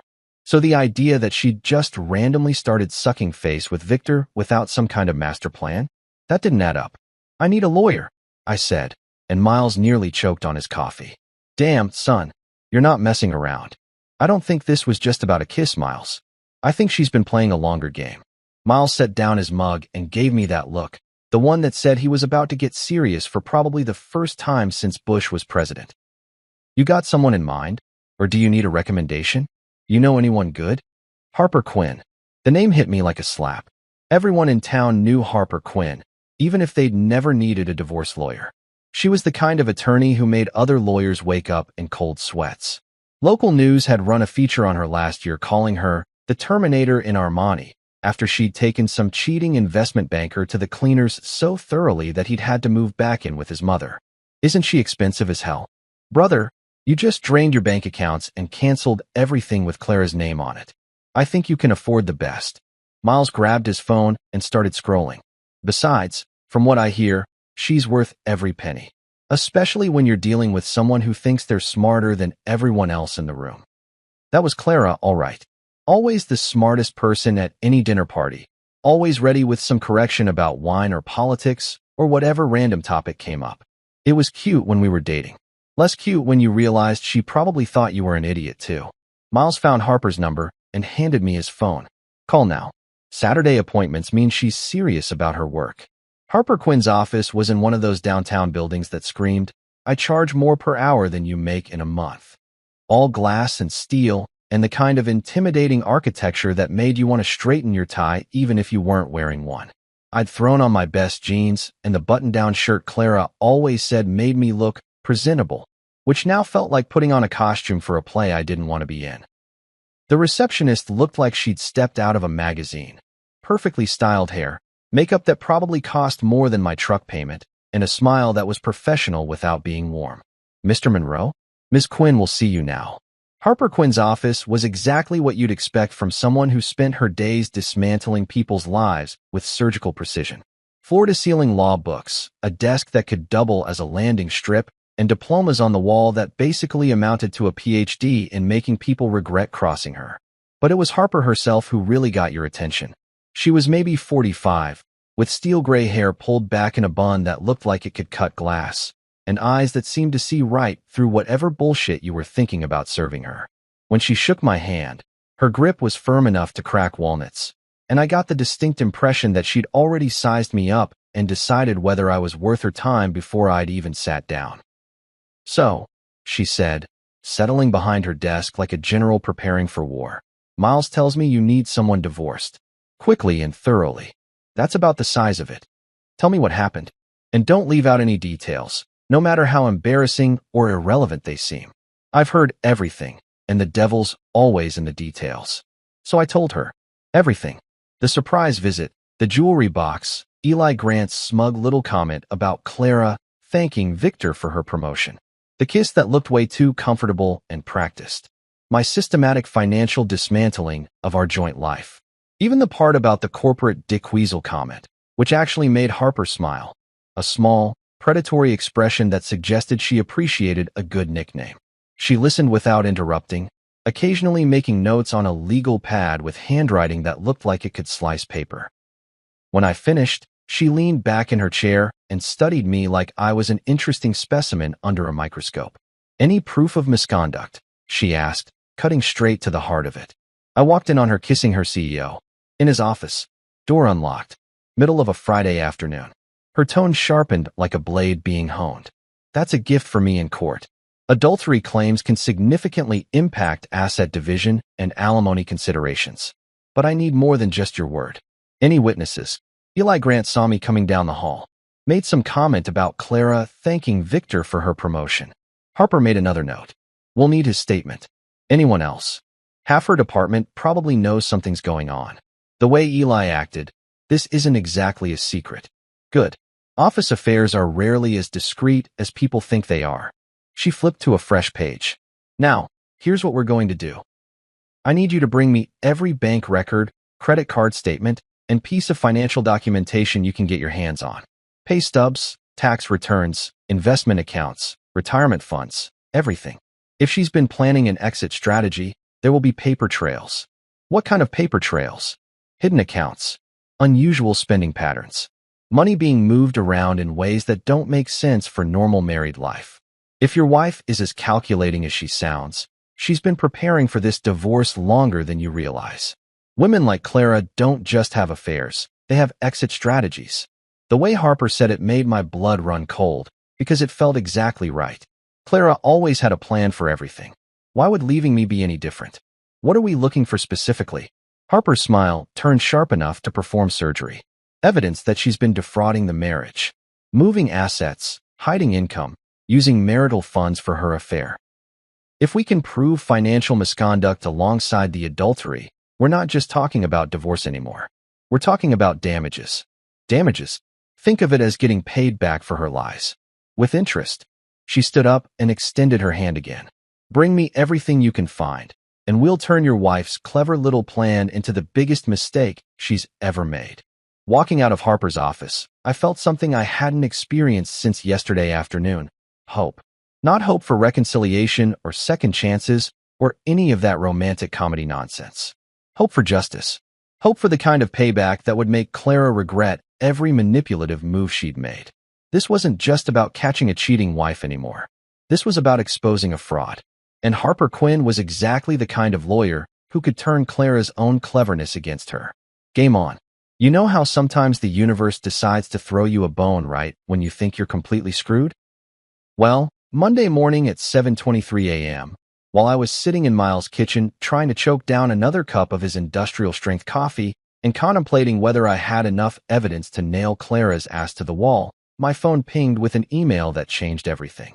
The sender was someone named Lila Torres. The name rang a bell from Clara's endless stories about office drama and workplace politics, but I couldn't place her exactly. Clara had mentioned so many coworkers over the years that they all blended together into this faceless mass of corporate ladder climbers and water cooler gossips. Subject line, something you need to know. Now, normally I would have deleted that faster than you can say Nigerian prince, because let's face it, anonymous emails with cryptic subject lines are usually either spam or someone trying to sell you penis enlargement pills. But something about the timing felt different. Like maybe the universe was finally ready to stop pissing on my parade and start evening the score. I opened it. Hi. You don't know me, but I work with Clara. I'm Lila Torres from the marketing department. I know what happened Friday afternoon because half the office saw you leave Victor's office looking like you'd been hit by a truck. I also know what's been going on between Clara and Victor for the past 3 months, and I think you deserve to know the truth. Can we meet? This isn't something I want to put in writing. Holy shit. 3 months. Not some spontaneous moment of weakness or a recent development. 3 months of my wife playing house with her CEO while I was home, making her favorite dinner and planning surprise gifts like some kind of domesticated circus animal. I called the number she'd included in her email, and Lila picked up on the second ring like she'd been waiting for it. Mr. Monroe? Her voice was soft, nervous, but determined. Thank you for calling. I wasn't sure you would. Why are you telling me this? Because Clara's my supervisor, and for the past 3 months I've had to watch her parade around the office like she's already Mrs. Victor Hayes while you're probably at home thinking you've got a happy marriage. It's made me sick to my stomach. There was something in her voice that told me this wasn't about office politics or settling scores. This was about basic human decency, which apparently was in short supply at Pinnacle Solutions. What exactly do you know? More than you want to hear, probably. Can we meet somewhere private? There are things I need to show you. We agreed to meet at a coffee shop called Grind Coffee, one of those hipster places with mismatched furniture and baristas who look like they're auditioning for an indie band. Neutral territory, away from both our neighborhoods and definitely away from Pinnacle Solutions. Lila Torres turned out to be nothing like what I'd expected. She was maybe 30, with dark hair pulled back in a simple ponytail and the kind of face that suggested she hadn't been corrupted by corporate bullshit yet. When she walked into the coffee shop at exactly 10 a.m., she looked around nervously before spotting me in the corner booth I'd claimed. "Mr. Monroe?" She slid into the seat across from me, clutching a manila envelope like it contained state secrets. "I'm Lila. Thank you for meeting me. Call me Tom. And thank you for reaching out. This can't be easy." She laughed, but there wasn't any humor in it. "Easy? I've been losing sleep for months watching this train wreck, knowing that somewhere out there was a husband who had no idea his wife was playing him like a fiddle. Tell me what you know." Lila opened the envelope and pulled out what looked like printed emails and some kind of small recording device. "It started about 3 months ago, right after Clara got moved to the executive floor. Suddenly, she's working late every night, coming in on weekends, always in meetings with Victor that somehow required the door to be closed. That doesn't necessarily mean anything."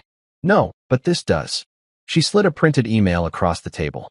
"This is from Clara to her friend Jessica in accounting. It's from the company email system, which we're all supposed to know is monitored, but Clara apparently thought she was too smart to get caught." I read the email, and my stomach dropped like a stone. "Jess, Victor's finally making his move. 3 months of flirting and strategic positioning, and now he's talking about promoting me to senior director if I play my cards right. And between you and me, the cards I'm playing aren't exactly work-related." Winking face the best part? Tom has no clue. He actually made me a jewelry box for when I got the promotion. Sweet, but so clueless. This is going to be easier than I thought. The date stamp showed it was sent 2 weeks before I'd caught them kissing. 2 weeks before my surprise visit that wasn't really a surprise at all. It was just the moment I finally opened my eyes. "There's more," Lila said quietly. "This was last week." The second email made my hands shake. Victor and I had lunch today to discuss my performance review. LOL. He's basically promised me senior director plus a nice bonus if I keep him happy. The timing couldn't be better. Tom just finished paying down the mortgage with his overtime money from that big renovation project. Once I get my promotion locked in and milk this for a few more months, I'll file for divorce and take half of everything. He's too trusting to see it coming. By Christmas, I'll have a corner office, a fat bank account, and a CEO boyfriend. Sometimes life just works out perfectly. I had to read it twice because my brain refused to process it the first time. This wasn't just about an affair. This was about a calculated plan to use me as a financial stepping stone while she positioned herself for her exit strategy. Every late night, I'd work to pay down our mortgage early. Every weekend project I'd taken on to boost our savings. Every sacrifice I'd made so we could have a better life together. It had all been funding Clara's escape plan. "Jesus Christ," I whispered. "It gets worse," Lila said, and I honestly didn't know how that was possible. "I recorded a conversation last Friday morning, right before you showed up, actually." She pressed play on the small recorder, and suddenly Clara's voice filled our little corner of the coffee shop, clear as day.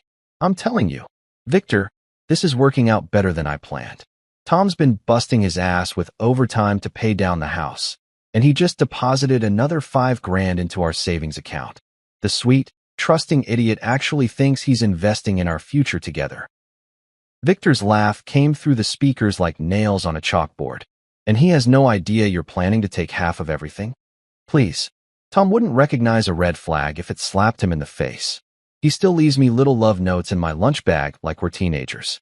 It would be adorable if it wasn't so pathetically naive. What's the timeline? I want to get through the holidays first. Keep playing the loving wife while I lock in this promotion and let him finish paying off some more of our debt. Maybe take one last vacation on his dime. Europe would be nice. Then I'll drop the divorce bomb sometime after New Year's. By Valentine's Day, I'll be single, financially set, and ready to upgrade to a CEO boyfriend officially. Won't he fight the divorce? With what? He's so in love with me, he can't see straight.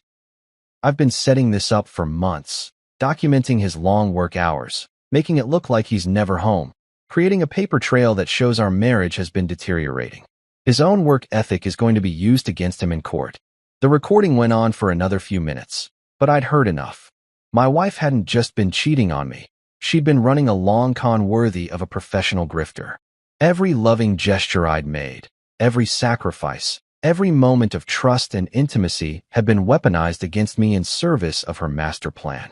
Lila turned off the recorder and watched my face carefully. "I'm sorry you had to hear that." "No," I said, and my voice sounded strange even to my own ears. "I needed to hear that. Thank you. What are you going to do?" I pulled out my phone and scrolled to Harper Quinn's number. "I'm going to call my lawyer and hand her the best divorce case she's ever seen." Lila smiled for the first time since she'd sat down. "Good. Clara's gotten away with this kind of manipulation for too long. It's time someone called her on it." As I dialed Harper's number, I felt something settle in my chest that I hadn't felt since Friday afternoon. Certainty. Not just about ending my marriage, but about making sure Clara's clever little plan backfired in the most spectacular way possible. The kiss I'd witnessed wasn't the crime.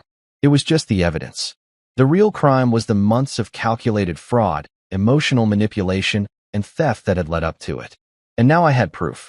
Harper Quinn's voice when I called her sounded like Christmas morning, 4th of July, and winning the lottery all rolled into one beautiful, terrifying package.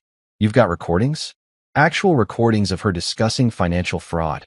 Crystal clear audio of her talking about using my money to fund her exit strategy while she plays house with her CEO. "Get to my office. Now. Cancel whatever you're doing today, because we're about to build a case that'll make legal history in this town." 30 minutes later, I was back in Harper's war room, watching her transform from intimidating attorney into something that resembled a shark that had just caught the scent of blood in the water. She'd called in her paralegal, a sharp-eyed woman named Sarah who looked like she could organize the invasion of Normandy while simultaneously solving a Rubik's Cube. "Play it again," Harper said, leaning forward as Lila's recording filled the office for the third time. Every time Clara's voice said something particularly damning, Harper would make a note with the intensity of a surgeon marking exactly where to make the incision. "The sweet, trusting idiot actually thinks he's investing in our future together." Harper paused the recording. "There, right there. She's admitting to intentional deception regarding the use of marital assets. That's textbook fraud. Is that enough?" "Oh, honey, we're just getting started." She turned to Sarah. "Pull up the financial records he brought in last week. I want to cross-reference every transaction with the timeline she's laid out in these recordings." What followed was 3 hours of the most satisfying detective work I'd ever witnessed. Sarah spread out bank statements, credit card bills, and financial documents across Harper's conference table like she was assembling a puzzle that would spell out Clara's doom in 12-point Times New Roman font. "Look at this," Sarah said, pointing to a series of credit card charges from September. Expensive lingerie purchases, high-end restaurants, weekend trips to that boutique hotel downtown. All charged to the joint account during the same period she was telling Victor about her strategic positioning. Harper studied the statements with the focus of a jeweler examining a diamond. She was using marital funds to finance her affair.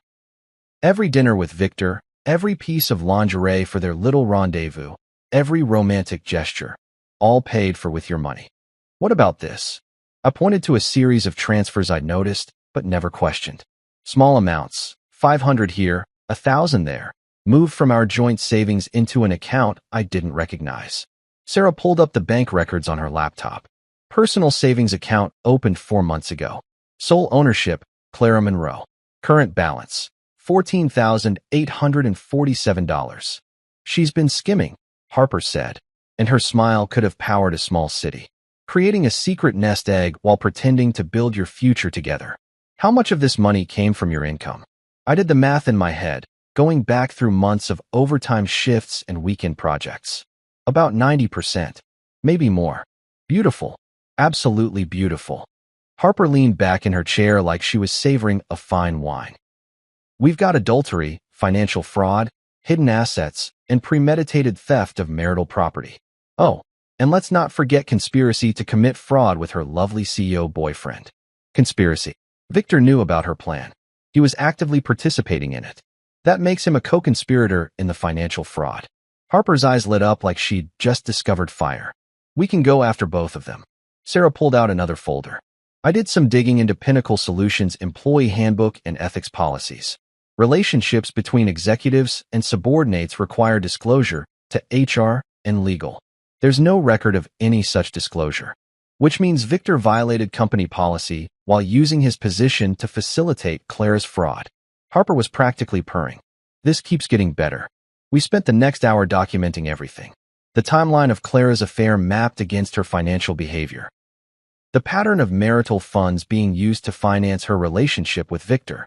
The secret account where she'd been parking money stolen from our joint finances.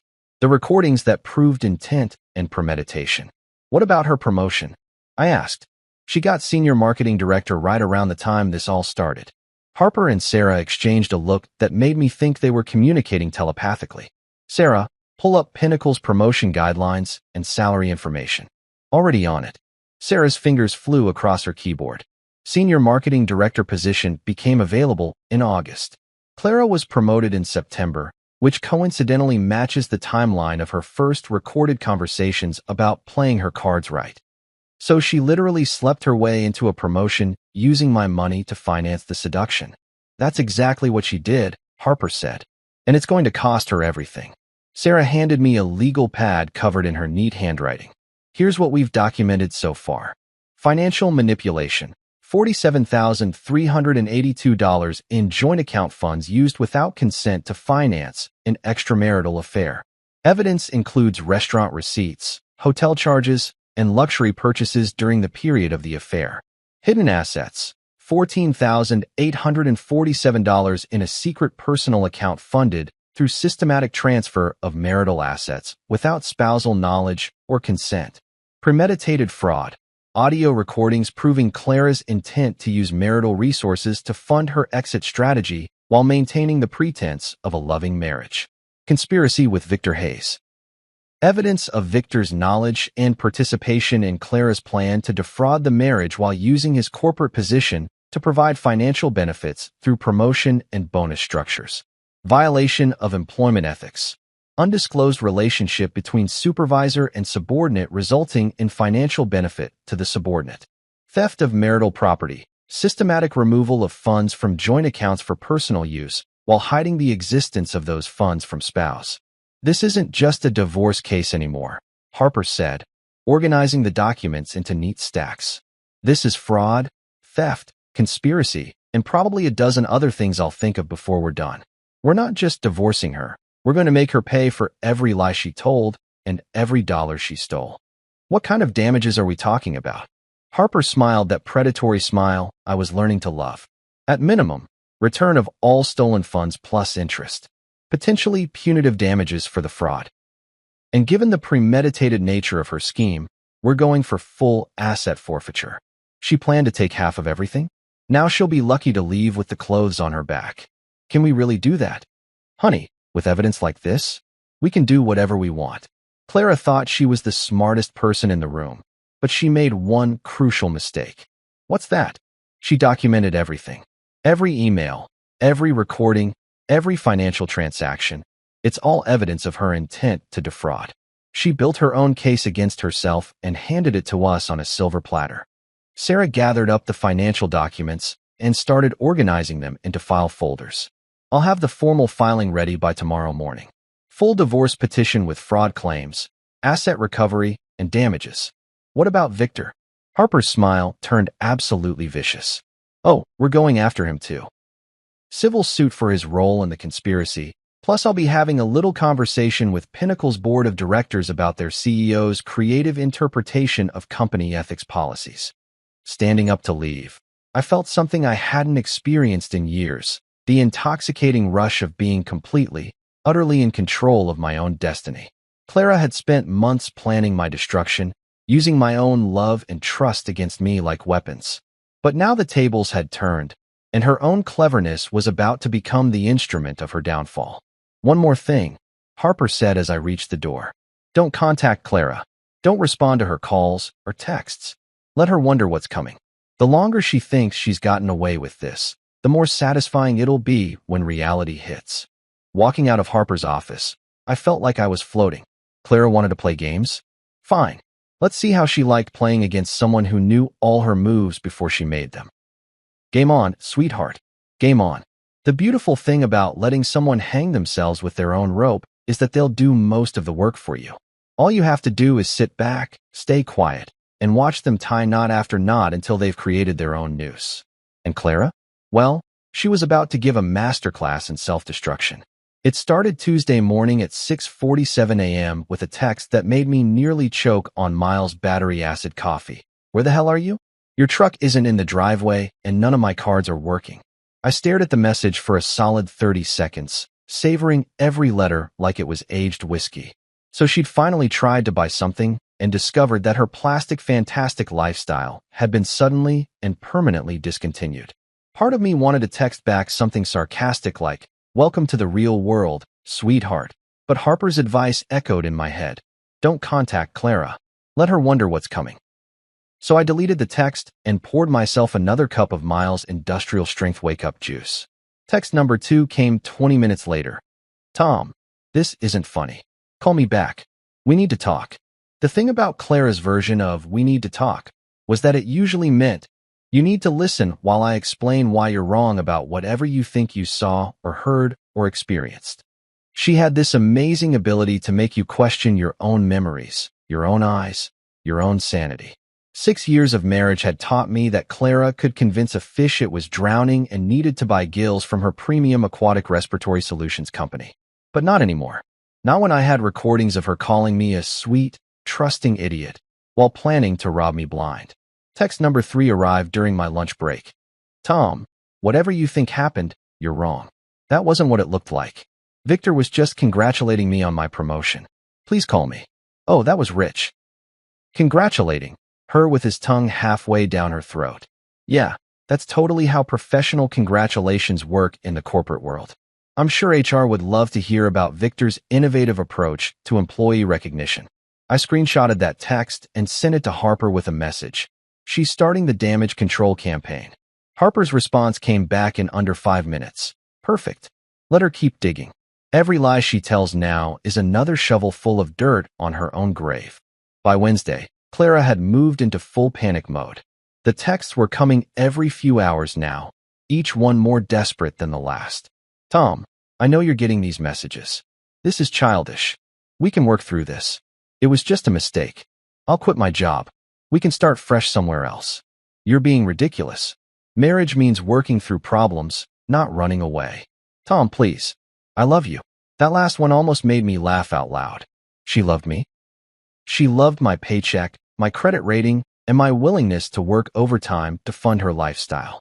She loved having a reliable, predictable husband who would rebuild her kitchen while she was out playing tonsil hockey with her CEO boyfriend. But me? The actual person? She'd made it pretty clear in those recordings that she thought I was pathetic.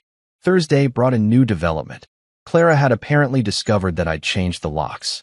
I know this because Miles got a hysterical phone call from her at his work, demanding to know where I was and why I wasn't answering my phone. She sounded like a crazy person. Miles reported over dinner at this dive bar that served burgers the size of hubcaps. Kept saying something about how you'd lost your mind and were destroying everything over nothing. What did you tell her? That you were fine and she should probably call a lawyer. Miles grinned and took a massive bite of his burger. She didn't like that suggestion. I bet she didn't. She also asked if I thought you were having some kind of breakdown. I told her that from where I was sitting, it looked like you'd finally started thinking clearly. Friday morning brought the nuclear option. Clara showed up at my workplace. I was in the middle of installing custom cabinets in some rich lady's kitchen when my boss, Frank, poked his head around the corner with an expression that suggested someone had just asked him to solve quantum physics. Hey, Tom, there's a woman out front asking for you. Says she's your wife. She seems intense. Through the window, I could see Clara pacing back and forth in the client's driveway like a caged tiger. She was wearing her power suit, the one she saved for important meetings and intimidation tactics. Her hair was perfect, her makeup was flawless, and she looked exactly like what she was, a corporate predator who'd just discovered that her prey had developed teeth. Tell her I'm busy, I said, not looking up from the cabinet door I was adjusting. She said she'll wait. Then she'll be waiting a long time. Frank disappeared, and I could hear muffled voices from the front of the house. Clara's voice was getting louder, which meant she was getting more frustrated. Good. Let her make a scene in front of my client. Let her show everyone exactly who she really was when she didn't get her way. She waited for 2 hours. 2 hours of pacing and checking her phone and probably working herself into a lather about how dare I ignore her when she was graciously offering to explain away my lying eyes. Finally, around noon, she gave up and drove away in that silver BMW that I'd helped her buy with my overtime money. My phone buzzed 5 minutes later. Fine. Be childish. But this conversation is going to happen whether you want it or not. That afternoon, Harper called with an update that made my entire week. Victor Hayes reached out through his attorney. Apparently, he wants to discuss the situation like reasonable adults and see if we can avoid any unnecessary unpleasantness. What did you tell him? That the only thing I wanted to discuss with him was the size of the check he'd be writing to cover his participation in defrauding my client. Harper's laugh was like music. His lawyer got very quiet after that. What does this mean? It means they know they're screwed. Victor wouldn't be reaching out unless someone had explained to him exactly how much trouble he's in. CEOs don't worry about affairs. They worry about fraud charges and board investigations. That evening, Miles and I were watching a baseball game when my phone exploded with what could only be described as Clara's complete and total meltdown via text message. You've lost your mind. Over what? A kiss? Are you serious? I've given you 6 years of my life. You're destroying our marriage over nothing. Victor means nothing to me. It was just work stress. You're throwing away everything we built together. I can't believe you're being this petty. Everyone thinks you've gone crazy. This is emotional abuse. I'm calling your sister. She needs to know what you're doing. You'll regret this when you come to your senses. 23 messages in the span of 40 minutes. Each one more unhinged than the last. I screenshotted every single one and forwarded them to Harper. Her response: she's having a breakdown. This is beautiful. Keep ignoring her. The more desperate she gets, the more mistakes she'll make. Miles read over my shoulder and shook his head. Damn, brother. She's really losing it. Good, I said, and I meant it. Let her lose it.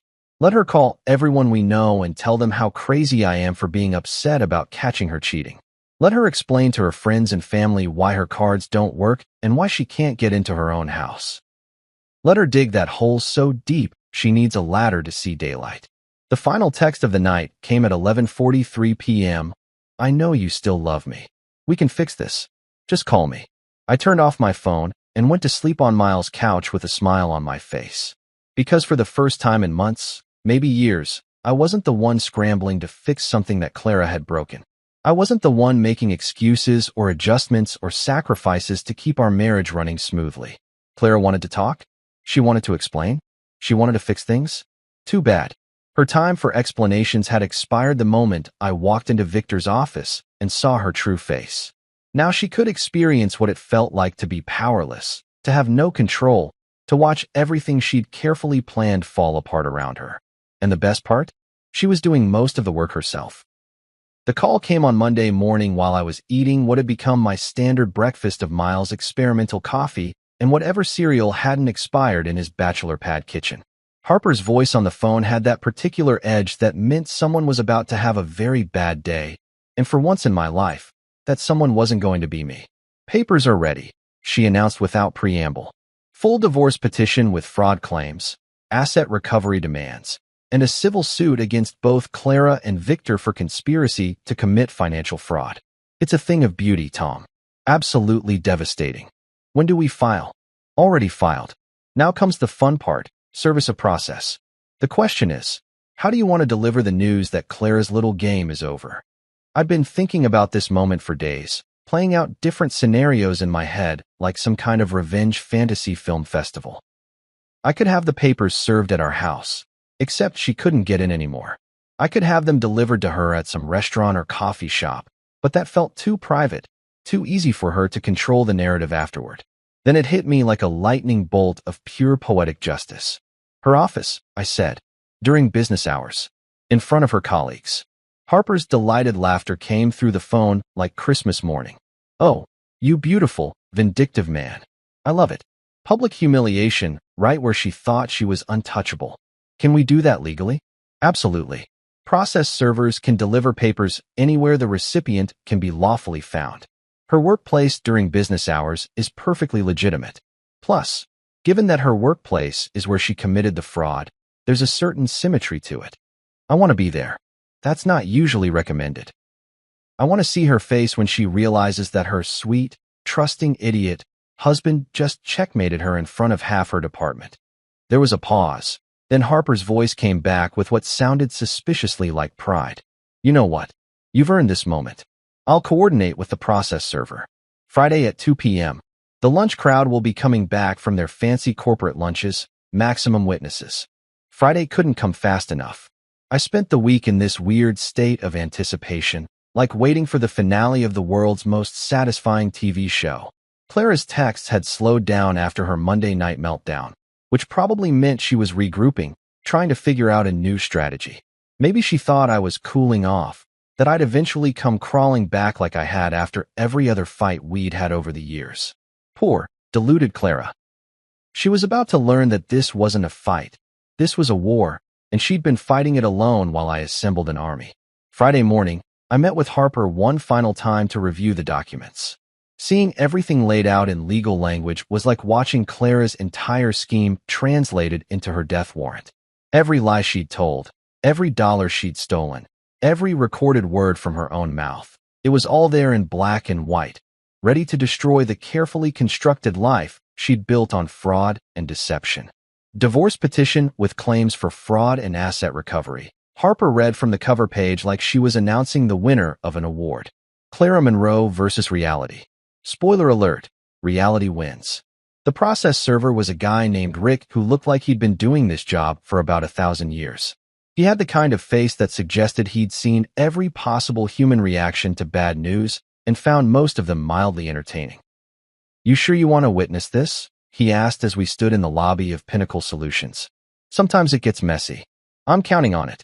We took the elevator to the 15th floor, that same elevator I'd ridden a week and a half ago carrying a jewelry box and enough naive optimism to power a small city.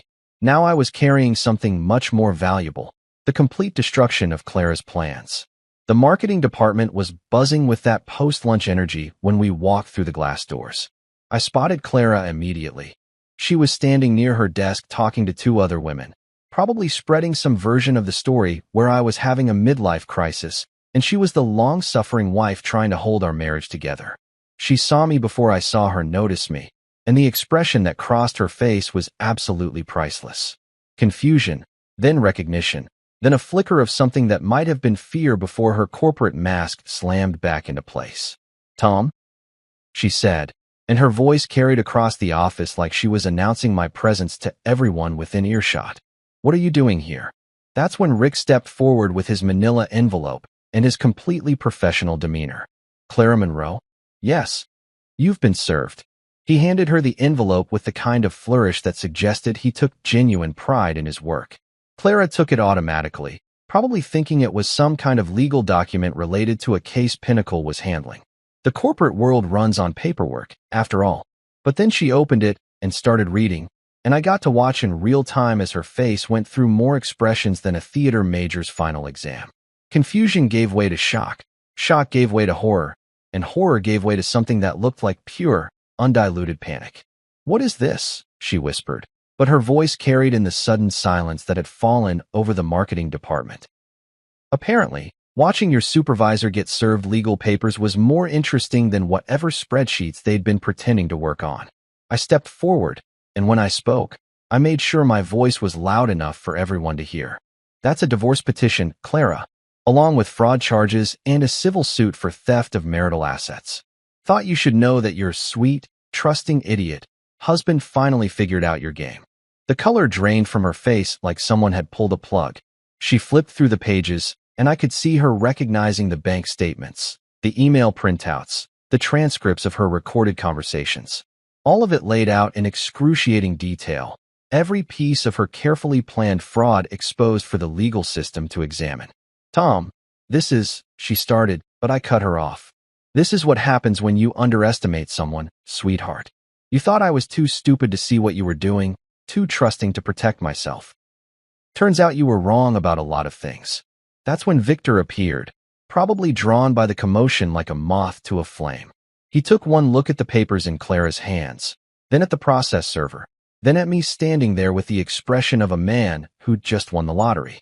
"What's going on here?" he demanded, trying to inject some CEO authority into his voice. Rick, bless his professional heart, had another envelope ready. Victor Hayes. Yes, you've been served.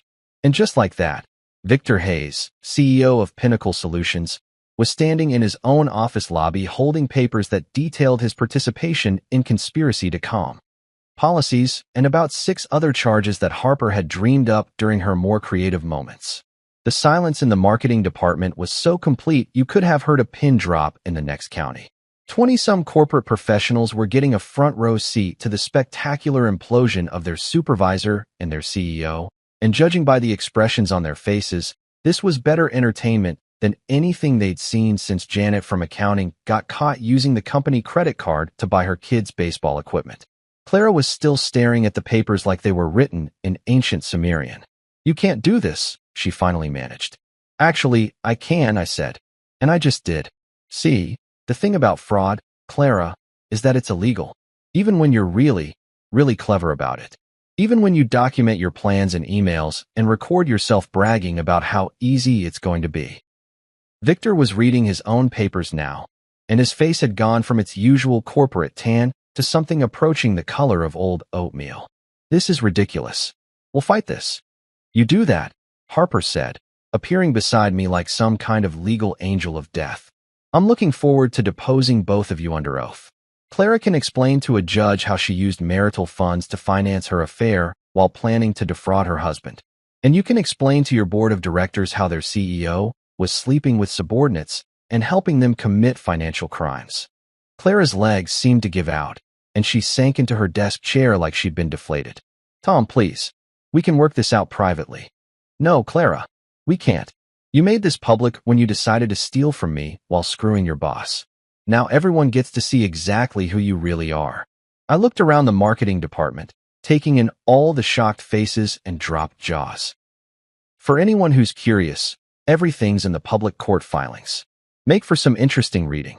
Then I turned and walked toward the elevator, Harper beside me and Rick following with the satisfied air of a man who'd just delivered some of the finest legal papers of his career. As the elevator doors closed, I caught one last glimpse of Clara sitting at her desk, still holding the papers that had just blown up her entire world, while Victor stood frozen like a deer caught in the headlights of an oncoming 18-wheeler. "How do you feel?" Harper asked as we descended. "Like justice," I said. "Justice feels pretty damn good." The elevator reached the lobby, and we walked out into the afternoon sunshine.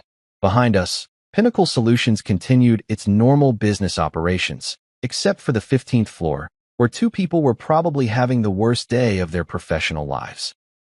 And for the first time since this whole nightmare started, I felt like I could breathe again. The high from watching Clara's world implode in front of her colleagues lasted exactly 3 days. Then reality set in with all the subtlety of a sledgehammer to the face. I was homeless, living on my best friend's couch, and still technically married to a woman who'd spent months planning to financially destroy me. The house that had been our home for 4 years was sitting empty, locked up tight, but still full of memories I wasn't ready to face and furniture that reminded me of a life that had been built on lies. So Tuesday morning, while nursing what had become my standard breakfast of Miles' industrial-strength coffee and existential dread, I made a decision that felt both terrifying and liberating. I was going to sell the house. All of it. Every stick of furniture, every carefully chosen decoration, every shared memory that had been tainted by Clara's betrayal. Sophie Lambert had been our realtor when we bought the place, back when Clara and I still believed we were building something real together. Sophie was one of those people who could sell ice to Eskimos while making them feel grateful for the opportunity. She had this way of talking about houses like they were living, breathing entities with personalities and destinies, which had seemed charming when we were buying, but now felt like exactly what I needed. I called her from Miles' kitchen, pacing around his tiny living room while I waited for her to pick up. "Tom Monroe." Sophie's voice came through the phone like sunshine and optimism had a baby. "How are you? How's Clara? How's the house treating you?" "That's actually why I'm calling, Sophie. I need to sell." There was a pause that lasted just long enough for me to hear the wheels turning in her head. Sophie had been in real estate for 15 years, which meant she'd seen every possible reason why people suddenly needed to sell their dream homes. She was probably mentally running through the greatest hits: job loss, financial trouble, divorce, death in the family, or the always popular, we realized we hate each other, and this house has become a monument to our mutual misery. I see, she said carefully. Is this a time-sensitive situation? You could say that. I need it gone. Fast. And I mean everything. House, furniture, lawn ornaments, the works. I want to walk away with nothing but a check and the clothes on my back. Another pause. Sophie was definitely in therapist mode now, probably trying to figure out how to handle a client who sounded like he was either having a breakdown or making the most rational decision of his life. Tom, can I ask, is everything okay? Everything's about to be okay, Sophie. But first, I need to get rid of every reminder of the last 6 years of my life. Oh, and in that single syllable, I could hear Sophie's extensive experience with divorce sales clicking into place. I understand completely. Let me ask you this. Are we talking about a get the best possible price situation, or more of a get this done quickly before I burn it all down situation? Option B, definitely option B. Sophie's laugh was warm and completely without judgment. Honey, you wouldn't believe how often I get calls like this. Let me tell you something. Keeping a house that makes you itch every time you look at it is like keeping a shirt that doesn't fit and reminds you of every bad decision you've ever made. Sometimes the healthiest thing you can do is walk away. And just like that, Sophie Lambert became my new favorite person. No questions about whether I was sure, no suggestions that I might want to wait and think it over, no platitudes about how time heals all wounds. Just practical, straightforward advice from someone who understood that sometimes you need to burn the bridge to stop yourself from going back across it. When can you come look at it? How about this afternoon? I can meet you there at 2, take some pictures, and we'll have it listed by tomorrow morning. 3 hours later, I was standing in the driveway of the house I'd thought would be my forever home, watching Sophie walk around with her camera and her tablet, turning our former sanctuary into a commodity. It was weird seeing the place through her eyes, not as the home where Clara and I had planned our future, but as 2,400 square feet of sellable real estate in a good neighborhood with decent schools and a 2-car garage. Curb appeal is fantastic, Sophie murmured, snapping photos of the front yard I'd spent countless weekends perfecting. New roof, updated windows, mature landscaping. This is going to move fast. Walking through the front door felt like entering a museum dedicated to someone else's life. Everything was exactly where Clara and I had left it. Her coffee mug still in the sink from that last Friday morning, my weekend project notes still scattered across the kitchen counter, the throw pillows on the couch still arranged the way she liked them.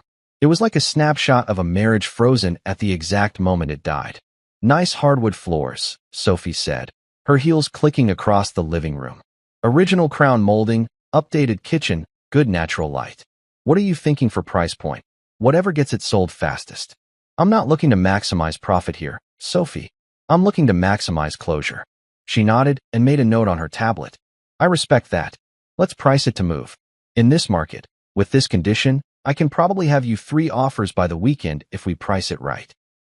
We walked through every room, Sophie pointing out selling features while I mentally cataloged everything I wanted to keep versus everything I never wanted to see again.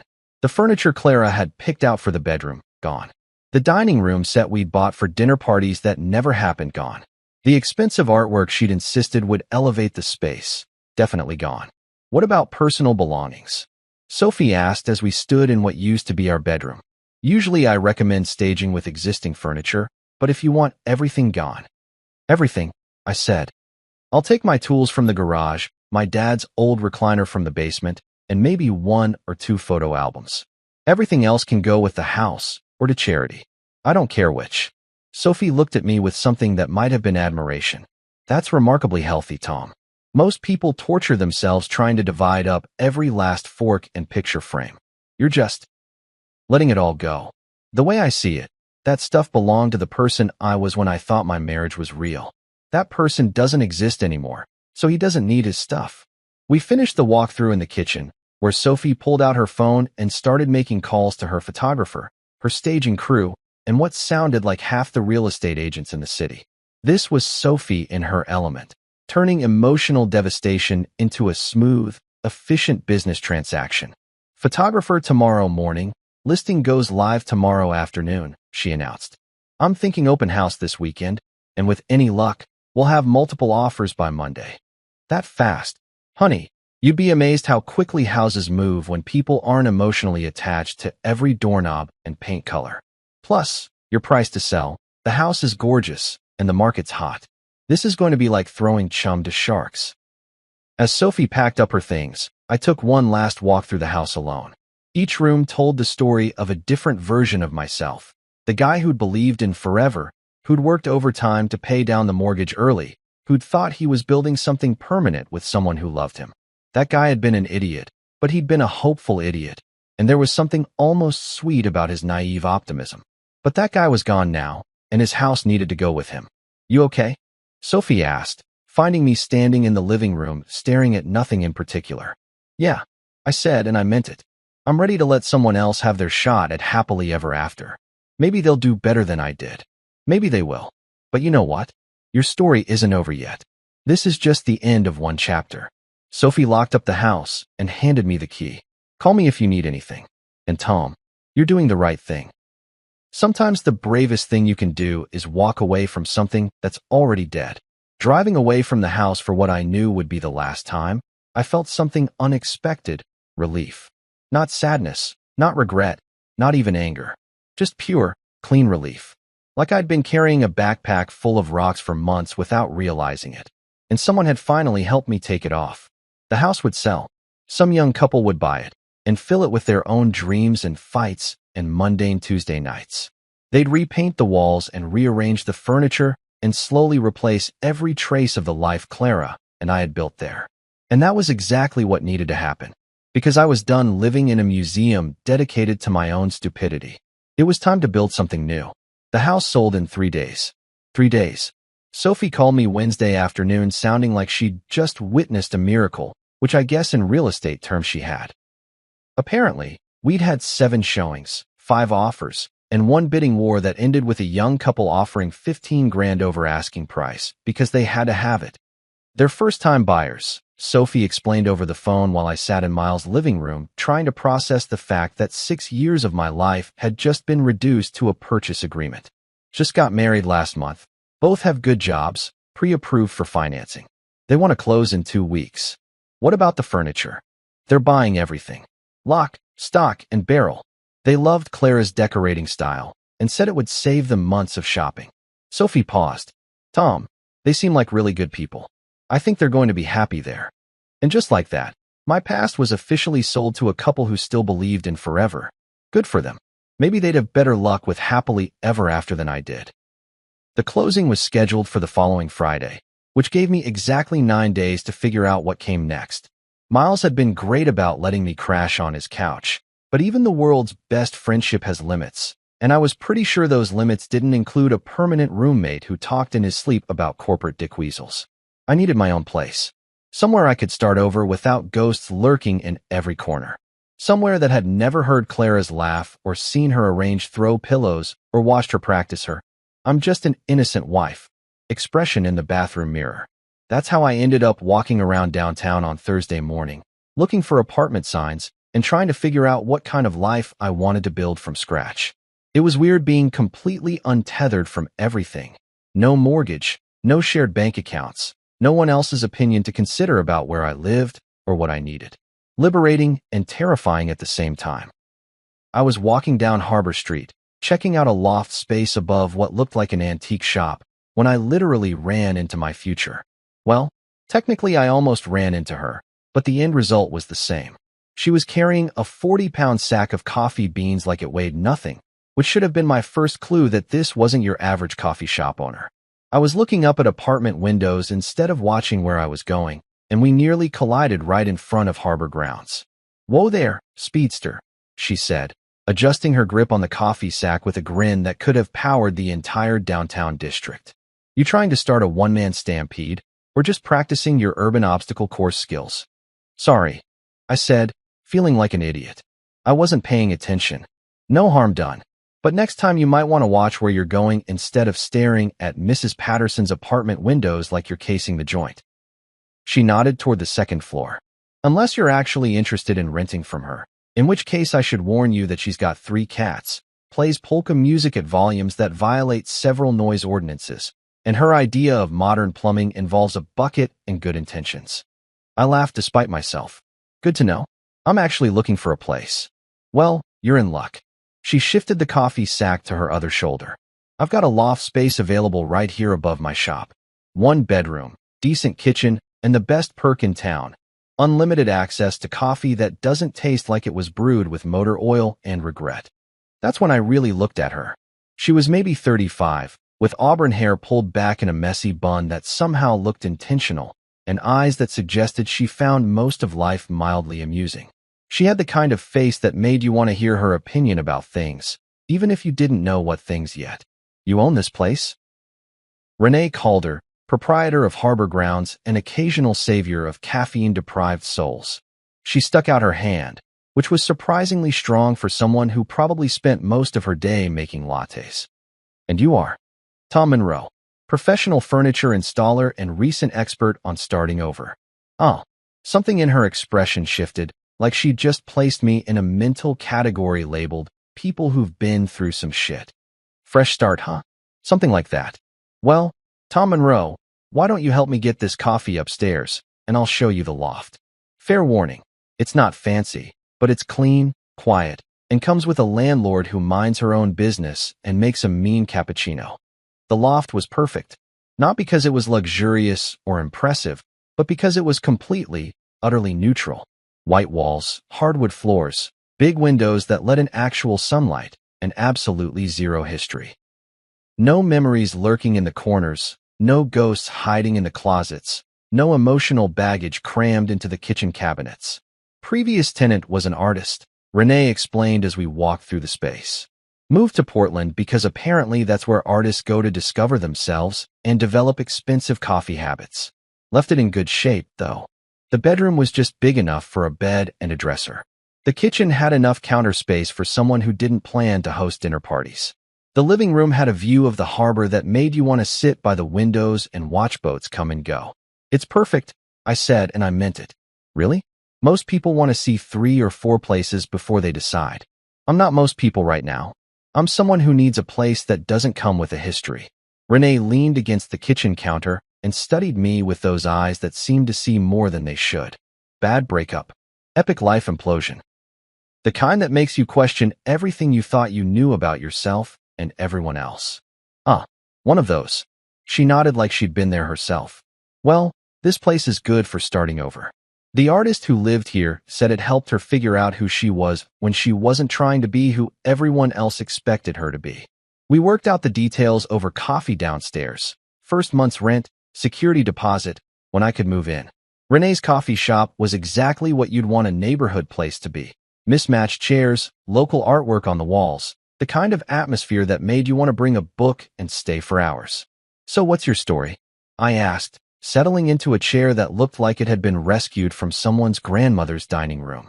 Divorced 3 years ago from a guy who thought my coffee shop was a cute hobby, until he realized I was making more money than his accounting firm. Renee's smile had an edge to it. Turns out some men don't handle it well when their wives are more successful than they are. His loss. Damn right it was. Best thing that ever happened to me, actually. Forced me to figure out who I was when I wasn't trying to make someone else happy all the time. We sat in comfortable silence for a while, watching the afternoon crowd drift in and out. Regulars who knew Renee by name, students with laptops who bought 1 coffee and stayed for hours, business people grabbing their afternoon caffeine fix.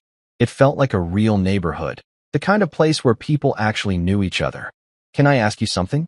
Renee said as I was getting ready to leave. Shoot, what happened to make you need to start over? I thought about giving her the short version, the sanitized explanation that wouldn't make me sound like a complete fool. But something about her straightforward manner made me want to be honest. I found out my wife was cheating on me with her CEO while planning to divorce me and take half of everything I'd worked for. Turns out 6 years of marriage was just her long-term financial strategy. Renee winced. Ouch. That's not just a breakup. That's a betrayal with a business plan. Pretty much. So now I'm selling everything, divorcing her, and trying to figure out who I am when I'm not being someone's mark. Well, Renee said, standing up and extending her hand. Welcome to the neighborhood, Tom Monroe. I think you're going to like it here. Walking back to Miles' place that afternoon, I felt something I hadn't experienced in months: optimism. Not the naive kind that had gotten me into trouble with Clara, but the realistic kind that comes from knowing you've hit bottom and are finally ready to start climbing back up. I had a place to live, a fresh start, and a landlord who made coffee that didn't taste like industrial solvent. For the first time since I'd walked into Victor's office and seen my wife kissing another man, I felt like maybe things were going to be okay. Maybe even better than okay. 3 months.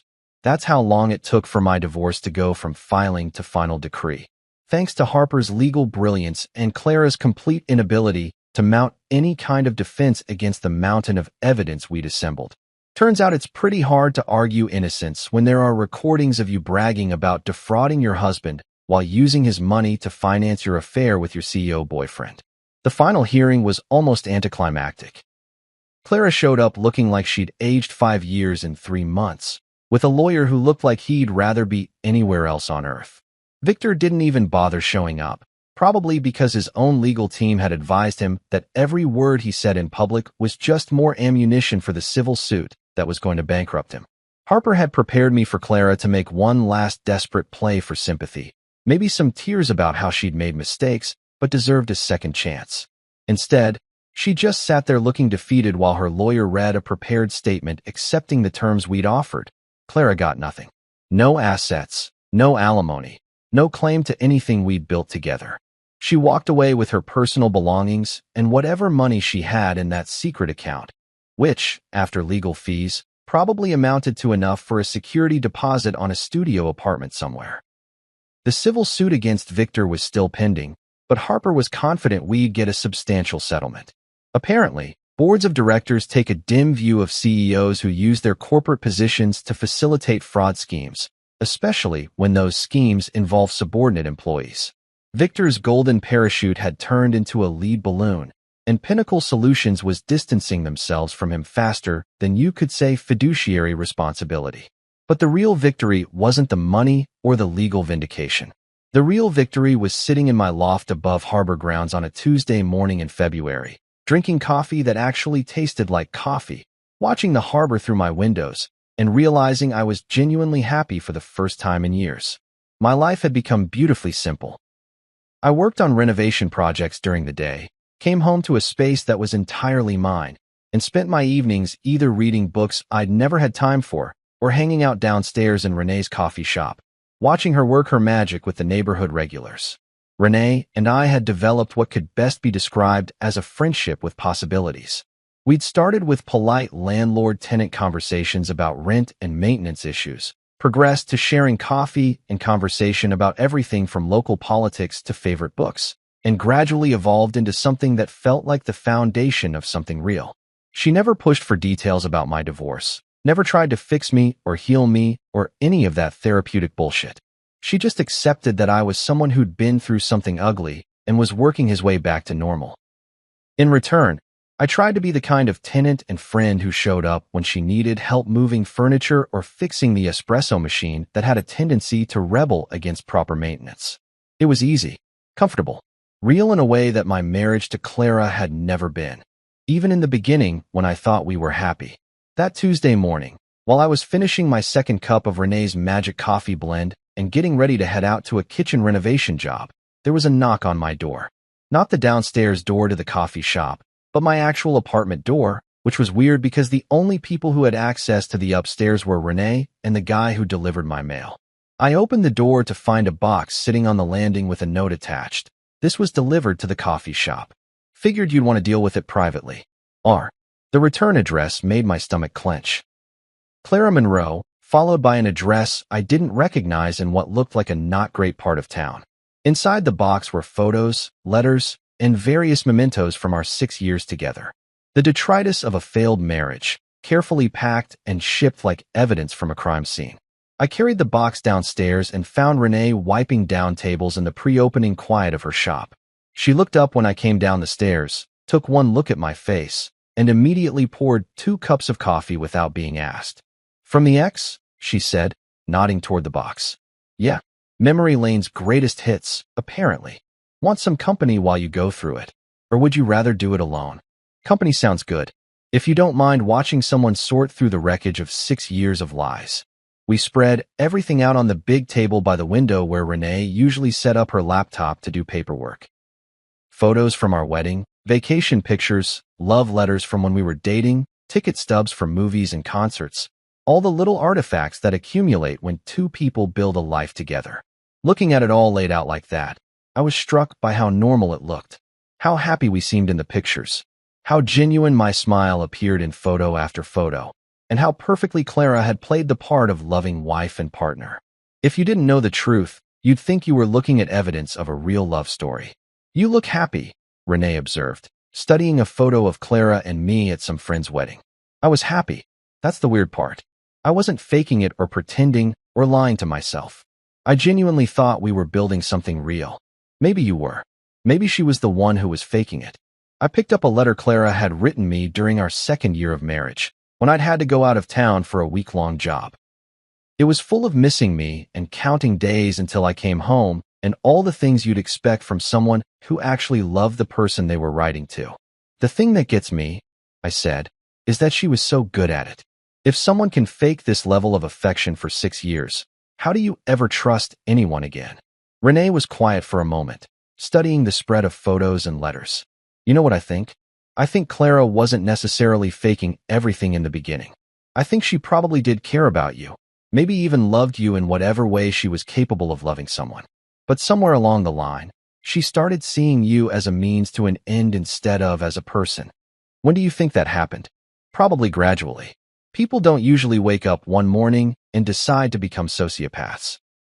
They start making little compromises with their conscience, telling themselves small lies, justifying increasingly shitty behavior until they've convinced themselves that everyone else is just too naive to play the game as well as they do.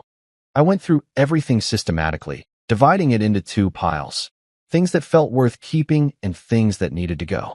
Most of it ended up in the disposal pile, photos where Clara's smile looked too perfect, letters that now seemed calculated, gifts that had probably been chosen for their strategic value rather than their sentiment.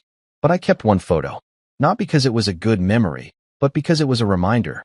Clara and me at a company Christmas party about 2 years ago, both of us smiling at the camera. She looked beautiful and happy and completely innocent. It was the perfect image of a woman who was already planning my destruction while posing as my loving wife. "Why that one?" Renee asked. "Because it's the best example of what a lie looks like when it smiles." I gathered up everything else and stuffed it back into the box. "This is going in the dumpster where it belongs." But Renee stopped me with a hand on my arm. "Hang on. Before you throw away 6 years of your life, let me show you something." She disappeared into the back room and came back with a small oak box, about the size of a jewelry box, but rougher around the edges, clearly handmade. "I made this a few months after my divorce," she said. "I called it my real-life box. I only put things in it that represented genuine moments, authentic feelings, actual truth. It helped me remember that even though my marriage was built on lies, my life afterward didn't have to be." She opened it, and inside were photos of her with friends, ticket stubs from concerts she'd gone to alone, a pressed flower from the day she'd signed the lease on the coffee shop, a note from a customer telling her that her coffee had made their terrible day better. "Everything in here represents who I actually am when I'm not trying to be who someone else wants me to be," she said. "Want to start your own?" That's when I remembered the walnut jewelry box, the one I'd made for Clara's promotion, the one that had been in my hands when I discovered her betrayal, the one I'd been carrying around like some kind of talisman of my own stupidity. "Actually," I said, "I think I have just the thing." I went upstairs and brought down the jewelry box, that perfect symbol of misplaced love and naive trust. But looking at it now, I realized it wasn't a symbol of my failure. It was a symbol of my capacity to create something beautiful, to put time and care and skill into making something meaningful for someone I loved. The fact that Clara hadn't deserved it didn't diminish the craftsmanship or the intention behind it. "You made this?" Renee asked, running her fingers over the smooth walnut finish. "For her promotion, the one she got by sleeping with her boss." "It's beautiful, Tom. Really beautiful." I opened the box and put in the photo of Clara, my reminder of what lies look like when they smile. Then I added my loft lease, because it represented my independence. A photo Miles had taken of us at a Cubs game last month, because it represented real friendship.